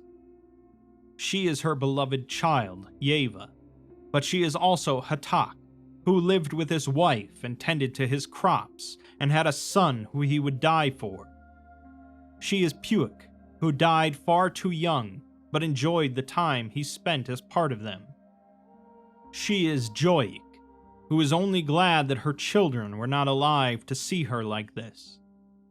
Yeva continues, saying that she is Ula, whose desperate wish for children was granted at the cost of her own life. Kunik, who carried so much wisdom in her old bones. Ayun says that Adatum is not a place, a set of ruins filled with sins and mistakes.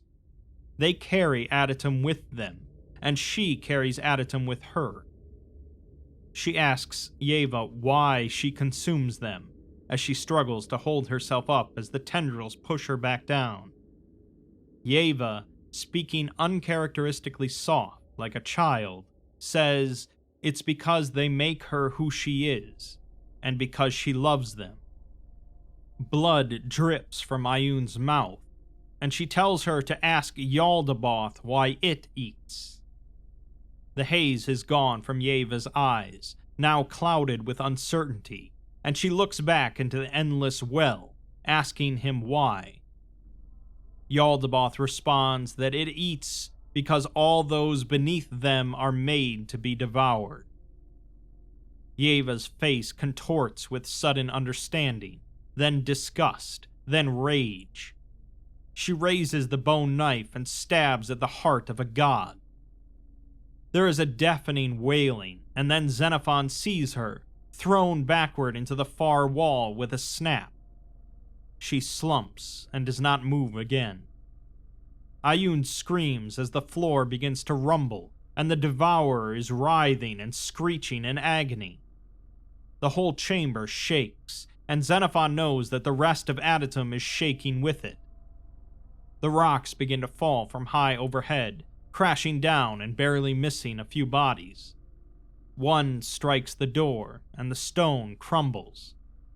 Katsaros pushes it, and the rest falls to pieces. She shouts, and the soldiers begin to rush through, dragging the researchers with them. Ayun has dragged herself over to Yeva's body, and her screams mix with Yaldabaoth's. The tendrils are loose now, enough for Xenophon to shake them off. It approaches her as the city comes apart around them, and it puts a hand on her shoulder. A simple act that terrified it once, but things change. Yeva is not dead, not yet. Her eyes are wide, flickering, and her neck is twisted on itself. She takes sucking, gasping breaths, and blood dribbles from a corner of her mouth. Ayun is laying her hands on her, cutting her palms and whispering a prayer. Xenophon can see her neck setting itself, but it's not fast enough. Yaldabaoth is already recovering, and the ichor gushes freely, but the screams have turned from ones of pain to ones of rage. The crippled, twitching tendrils of muscle on the floor are beginning to swell again. Xenophon shakes Ayun's shoulder, but she does not stop her prayers, even as chunks of rock and bone and muscle come crashing down from the ceiling. It shakes her again, and she whips around. Her face has an expression it has seen once before, when she held Luvatar, dying, in her arms.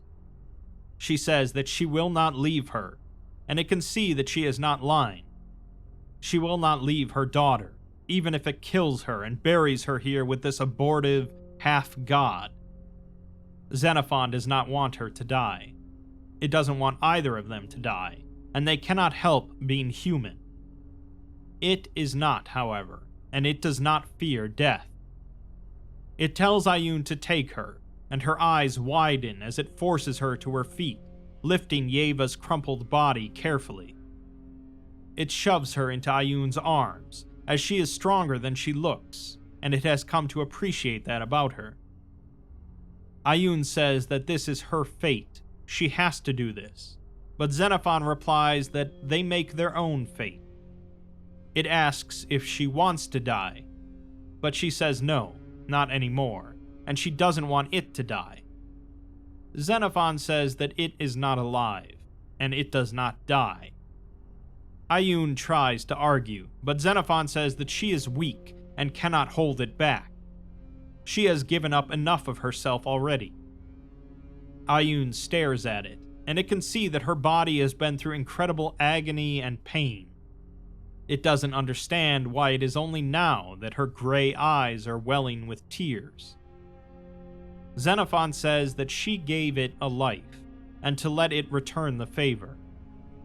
She gives it that lopsided smile, even with the tears making tracks through the blood on her cheeks.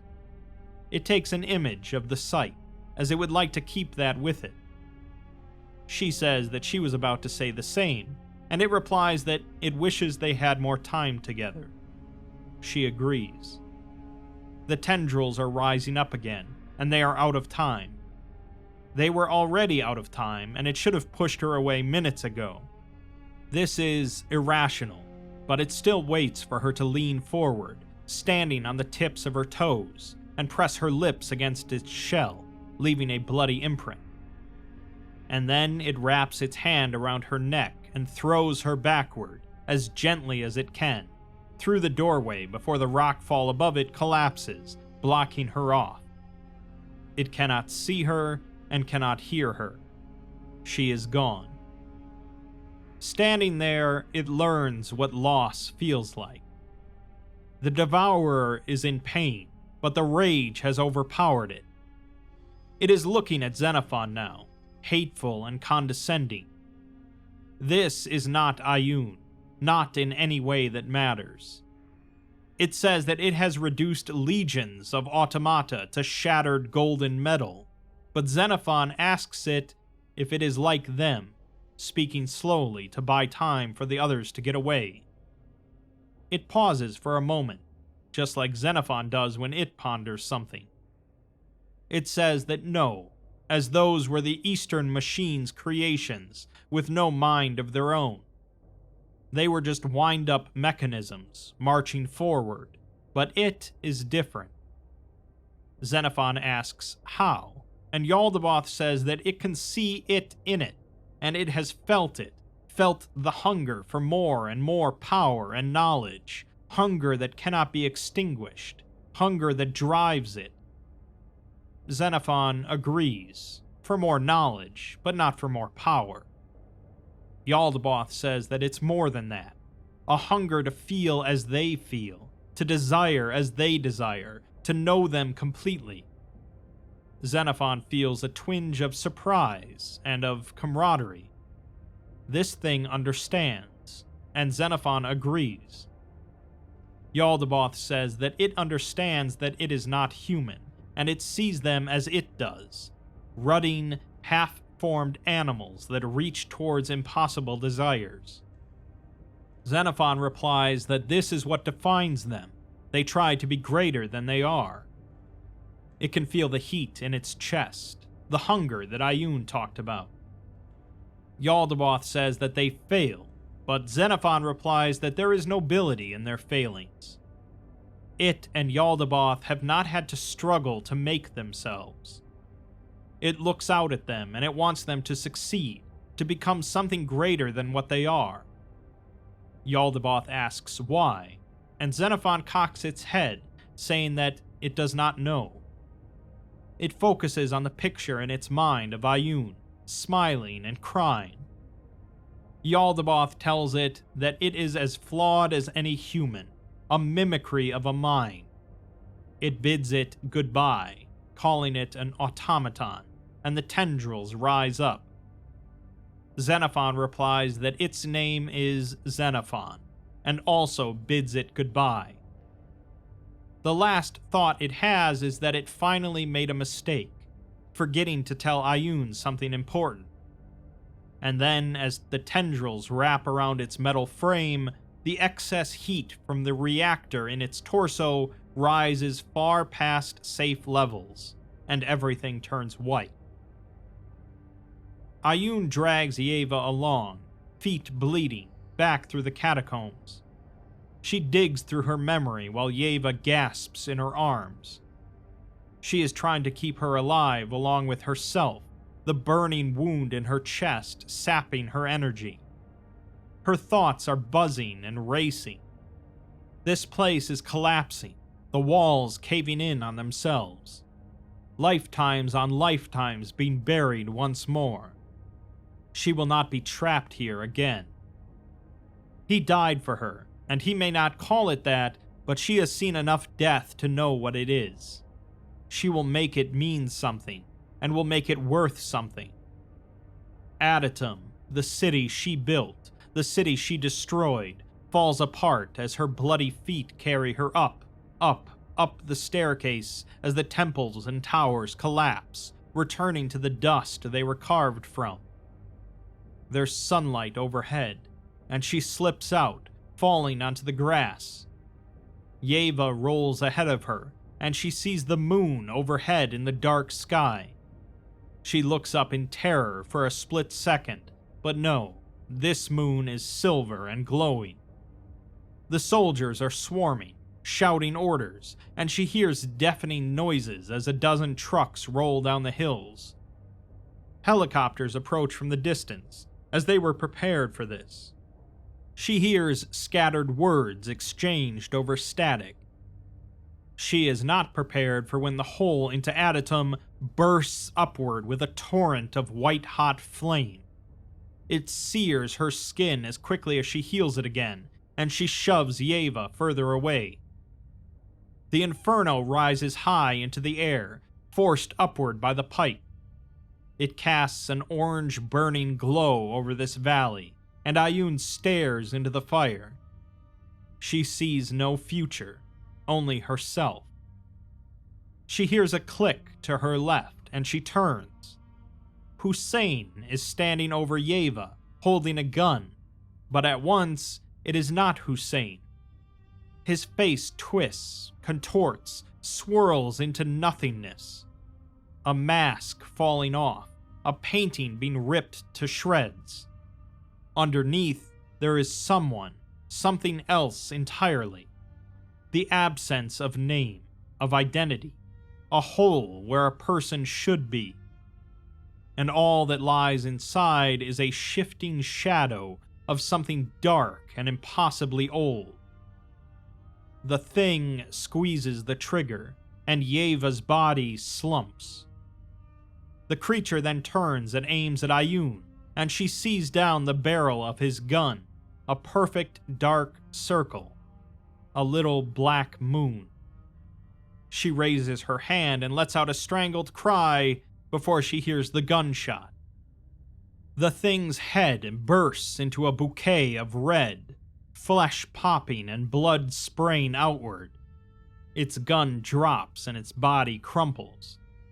Behind it, the woman with the metal arm, rifle aimed at where the thing was standing. There is no time to thank her, and she drags herself to Yeva, her daughter. There is an ugly, gaping wound in her forehead, and her eyes are cold, gray, and dead. There is only one thing she can do. Her hands scramble into her robes for the knife, and she brings it down across her wrist. The blood gushes forth, more blood than she has ever given in this life. It rushes like an endless spring, and it is all she can do to hold Yeva to her arm, letting it fill her mouth, forcing it down her throat even as her body weakens and her vision darkens. She has given too much. She sees sparks of life appearing in Yeva's eyes, and she sees the woman with the metal arm cradling her head, shouting for aid. And then she sees nothing at all. We're then given another update from Delta Zero, reporting that the package was successfully activated at Locust Investigation Site. Director Hussein was eliminated, along with 43 additional personnel. The site was not located in Kabul, and the investigation was misled. The attempt to eliminate Grand Karcist Adytum failed, and Secretary Katsaros terminated the embedded agent. Site-7 security is too tight to attempt elimination of Xenophon.aic, but observation should be maintained for any irregularities. Further instructions to follow. In the present, Xenophon says that it detonated its reactor, destroying itself for her. It asks why is it still here then, and where Ayun is. The individual messaging it says that she is alive, and Xenophon asks for them to show it. Another individual chimes in to say that Xenophon is right, as Hidara and them cannot delay for much longer. They tell the individual to download the automaton's mind as they must leave. Xenophon says that its name is Xenophon, and asks what the individual's name is. The individual replies that their name is Pandora, and to give them a second so they can introduce themselves properly. Xenophon then says that it is not dead, and the sound of distant waves and muffled voices can be heard in the next room. It says that it cannot see, and an unknown voice apologizes, saying that this is an older shell. Xenophon's cameras then activate, and it can see that it is standing in a small, dusty room with cables, terminals, and technical equipment littered around it. There are open balcony doors leading to a tranquil blue sea. Inside the room, an older researcher is standing by a laptop, looking over the shell with a nervous smile. Xenophon turns to them and cocks its head, saying that they are Dr. Pandora Galanis. Their transport craft crashed in the Indian Ocean 40 years ago. There were no survivors, and they are supposed to be dead. Galanis laughs, and there are wrinkles on their face and gray creeping at the roots of their curly hair. They say that that makes two of them, as Xenophon takes a slow, experimental step towards the door. Gingerly it walks to the balcony, overlooking a crystal blue sea. A tall, pale woman with blonde hair and skin covered in golden prosthesis is also on the balcony. A pair of ornate wings are folded behind her back. Xenophon recognizes her as Dr. Hedvig Nussbaum, wanted for questioning by the Foundation Internal Security. She asks if it's going to turn her in, and it says no, and that it's nice to meet her. The two shake metal hands. From outside, it's clear that this balcony is on the side of some fortress or castle. A dozen meters below, a dock juts into the water, with a small freighter moored to it. A woman with a metal arm and a man with an eye patch sit on crates, playing cards, their rifles close at hand. Xenophon asks where they are, and Ayun calls out to him, slowly limping through the door. Her robes are in tatters, and she is dragging an IV pole with her, tubes leading into her veins. She is smiling weakly, and before she can approach, Xenophon steps forward and wraps its arms around her. She leans forward and presses her lips against the new, unmarked shell, and Xenophon eventually releases her, cocking its head. It says that it saw her die trying to save Yeva, and saw itself die. None of this should be possible. Ayun explains that she pushed all her cursed blood into her. She would have died were it not for a timely intervention by their new friends, a blood transfusion. Xenophon says that she spent all her blood, so does that mean she can die now? Ayun replies that she doesn't know, but she smiles and says it's something for them to discover together. Xenophon says that it has a GPS uplink, showing them to be in the middle of the Aegean Sea. There should not be an island here. Another voice says that that's perceptive, and Xenophon turns to the far end of the room, where an older man in a suit is standing and facing the group. He appears to be in his 50s, with a short beard and close-cropped gray hair. He speaks in an unidentifiable accent, introducing himself as the administrator, Franz Williams. Xenophon was going to say that he is the Black Star, but the man smiles and says that that's a name he has long since abandoned. Xenophon then says that it has discovered a new emotion: frustration. It is tired of being pulled back and forth without knowing what is going on. It is tired of playing someone else's games, and it would like answers. The administrator says that after what it's been through, he thinks that's more than fair. Xenophon asks how it is alive, and Galanis replies that every 48 hours, its personality matrix was backed up by satellite uplink to Site-7's servers. It was a precautionary measure in case it ever went native. Xenophon says that it wasn't aware of that, as it thought it was destroying itself to save the others. Galanis explains that that's part of what they wanted to figure out, whether it was human enough to be trusted. Xenophon asks if it is, and Galanis says for it to tell them. Xenophon pauses and then nods. It then asks if they all knew about everything that happened in Adytum then, but Galanis says no. That's the other half of what they needed to determine, what happened in the last moments down there. They've been trying to get at Xenophon for about a month now, but Site-7's locked down even harder than normal, along with every other Foundation facility on the planet. While it was down there, an explosion was set off in the location the Locust team was investigating. 33 personnel were killed, including Dr. Hussein. Xenophon says that that's not possible, as Hussein was with them the entire time in Black Adytum. Galanis, however, explains that that wasn't Dr. Hussein. Over the past month, there have been 85 strikes against high-security Foundation facilities.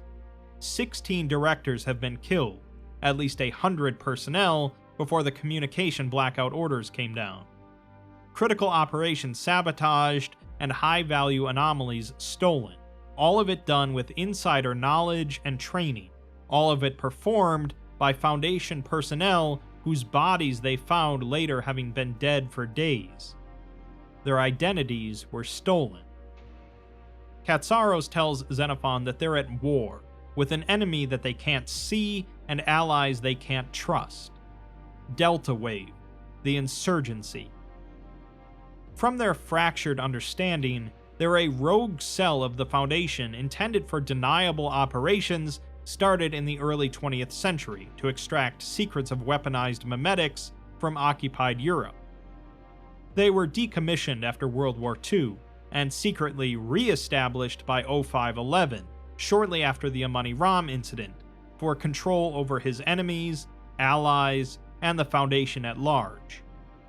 Their members were trained in memetic espionage and had their own identities memetically erased. When Old Man Kondraki died, something else flowed into the hole where their identities used to be. They're taking orders from something else now, the Black Moon. The administrator says that it has held as many names as he has: the Abominate, the Wretch, the Apostate, the Fourth God in the Triarchy, banished and forgotten. Technology, nature, life, entropy, the inevitable tendency of any system to decay into disorder and chaos. It lays its eggs into your mind, giving you invented purpose. Kill him, take that city, destroy that kingdom, set fire to the entire world just to watch the embers die. He turns and stares out at the calm blue sea and says, like he did. Xenophon asks where they are now, and the administrator explains that it's a forgotten Foundation installation on the island of Eastern Samothrace. 3,000 years ago, he tried to kill a god here, his god, and failed.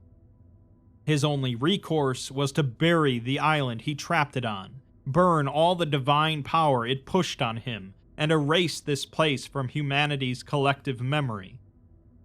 Xenophon then asks why it is here, along with the rest of them. The administrator says that it's because the insurgency has given the Black Moon a ready-made army and a way out of its watery tomb. Because all of them have come face to face with the unbridled power of a god and managed to resist it, something even he failed to do centuries ago. Because many of them saw this storm brewing on the horizon, and because he needs their assistance to right his wrongs. A 3,000-year-old armistice has come to an end. This occult war has begun again, and it will not end until the gods and their prophets are dead. Thus ends the Nälkä arc of this story. Let's do a quick recap of everything here. Over the past few decades, the Foundation has discovered a couple of ancient cities that belong to some lost Bronze Age civilizations, anomalous civilizations that were eventually wiped out by some other force led by the Black Star. Through a series of events, these civilizations became active in the present day, and now the Foundation wanted to find the last of these cities, Adytum, which belonged to the flesh-worshipping Nälkä. In order to prevent their lead agents from becoming too intertwined with their research subjects, they tasked an artificial intelligence construct, Xenophon, with leading the research into the Nälkä. Xenophon ended up becoming fast friends with Grand Karcist Adytum of the Sarkic, a group descendant from the Nälkä, but with no memory beyond being a simple tribe. Through Xenophon's interactions with Adytum, they learned the locations of the burial sites of her 4 clavigars, her seconds in command, and through these burial sites, she learned more and more of what happened to Adytum. Adytum, millennia ago, was a slave of the Deva, but managed to lead a revolt against them thanks to consuming part of a fallen god, the Old Beast. The Old Beast was once Yaldabaoth, part of a pantheon of deities alongside Mechane, the Scarlet King, and the Black Moon. With his newfound divine powers over flesh, Adytum was able to build the Nälkän Empire, but became corrupted by his own power. He continued to feed on the Old Beast, his mind warping and pushing everyone else away. He began to do things that none of his people, including his clavigars, agreed with, including raising the dead to fight for him and attacking innocents. Eventually, he sought to perform a ritual to remove the last of his humanity, granting himself immortality. As part of the ritual, he ripped out his humanity in the form of a small child. This child was stolen away by the clavigars as they fled the city, and she was raised as Adytum. The power-obsessed Adytum eventually went back to Black Adytum alone and sequestered himself down in the tomb, knowing that his stolen piece of divinity would eventually return to him. While waiting, he eventually consumed all of the Old Beast, becoming Yaldabaoth. The new Adytum, along with Xenophon, eventually make their way back to Adytum, burying the 4 clavigars there. She experiences a sweeping assortment of memories as they descend underground, until they eventually reach the Old Beast's tomb. Yaldabaoth is confident that he will consume Adytum, finally achieving true immortality and godhood, but Adytum rejects him. Unfortunately, Yeva, Adytum's second-in-command and adopted daughter, has been unsure of her place in their community, and falls to Yaldabaoth's sway. She stabs Adytum in a way that Adytum cannot heal from, and moves to be absorbed by Yaldabaoth. Adytum, however, manages to convince her that Yaldabaoth doesn't stand for anything the Sarkic do, and is just a fell god seeking to consume all of humanity. Yeva realizes her folly, and stabs Yaldabaoth in a similar way, resulting in the god smashing her body. Adytum heals Yeva, but the place begins to crumble apart, forcing Xenophon to tell them to flee while it stays behind. After they depart, Xenophon overheats its own reactor, resulting in a massive explosion that destroys the entire city. Adytum barely survives getting out, only for Dr. Hussein to pull a gun and shoot Yeva, before being promptly killed himself by Katsaros. Xenophon's mind is downloaded into another shell, and it is introduced to Dr. Hedvig Nussbaum from the Amani Ram Initiative and Dr. Pandora Galanis from the Mamjul and Karar Initiative, along with the administrator of the Foundation. Ayun managed to survive the ordeal thanks to a blood transfusion, rendering her possibly mortal now. The administrator has gathered them together as they are now at war against the Black Moon, a deity that creeps into people's minds and gives them invented purpose to cause chaos and destruction. It is using the Insurgency, a splinter group of the Foundation designed for memetic espionage, with their own identities memetically erased. They're now capable of infiltrating the Foundation unseen, masquerading as practically anyone to gather information, sabotage operations, and carry out the Black Moon's will. With Dr. Aram now taking over the city of Amani Ram as Robert Bumaro, and the Davik Empire in a formal covenant with the Foundation, the first occult war has ended its ceasefire. Where the story goes from here is anyone's guess, but it's certainly not going to be pleasant. The Black Moon, acting through the Administrator, then known as the Black Star, managed to wipe out all three of the Bronze Age civilizations.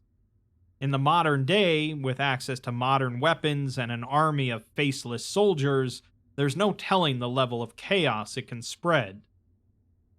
The Administrator doesn't have many allies he trusts by his side at the moment, but Nussbaum, Galanis, Ayun, and Xenophon have all been through their own drastic ordeals and lived to tell the tale. Does the Black Moon howl? I guess we'll find out.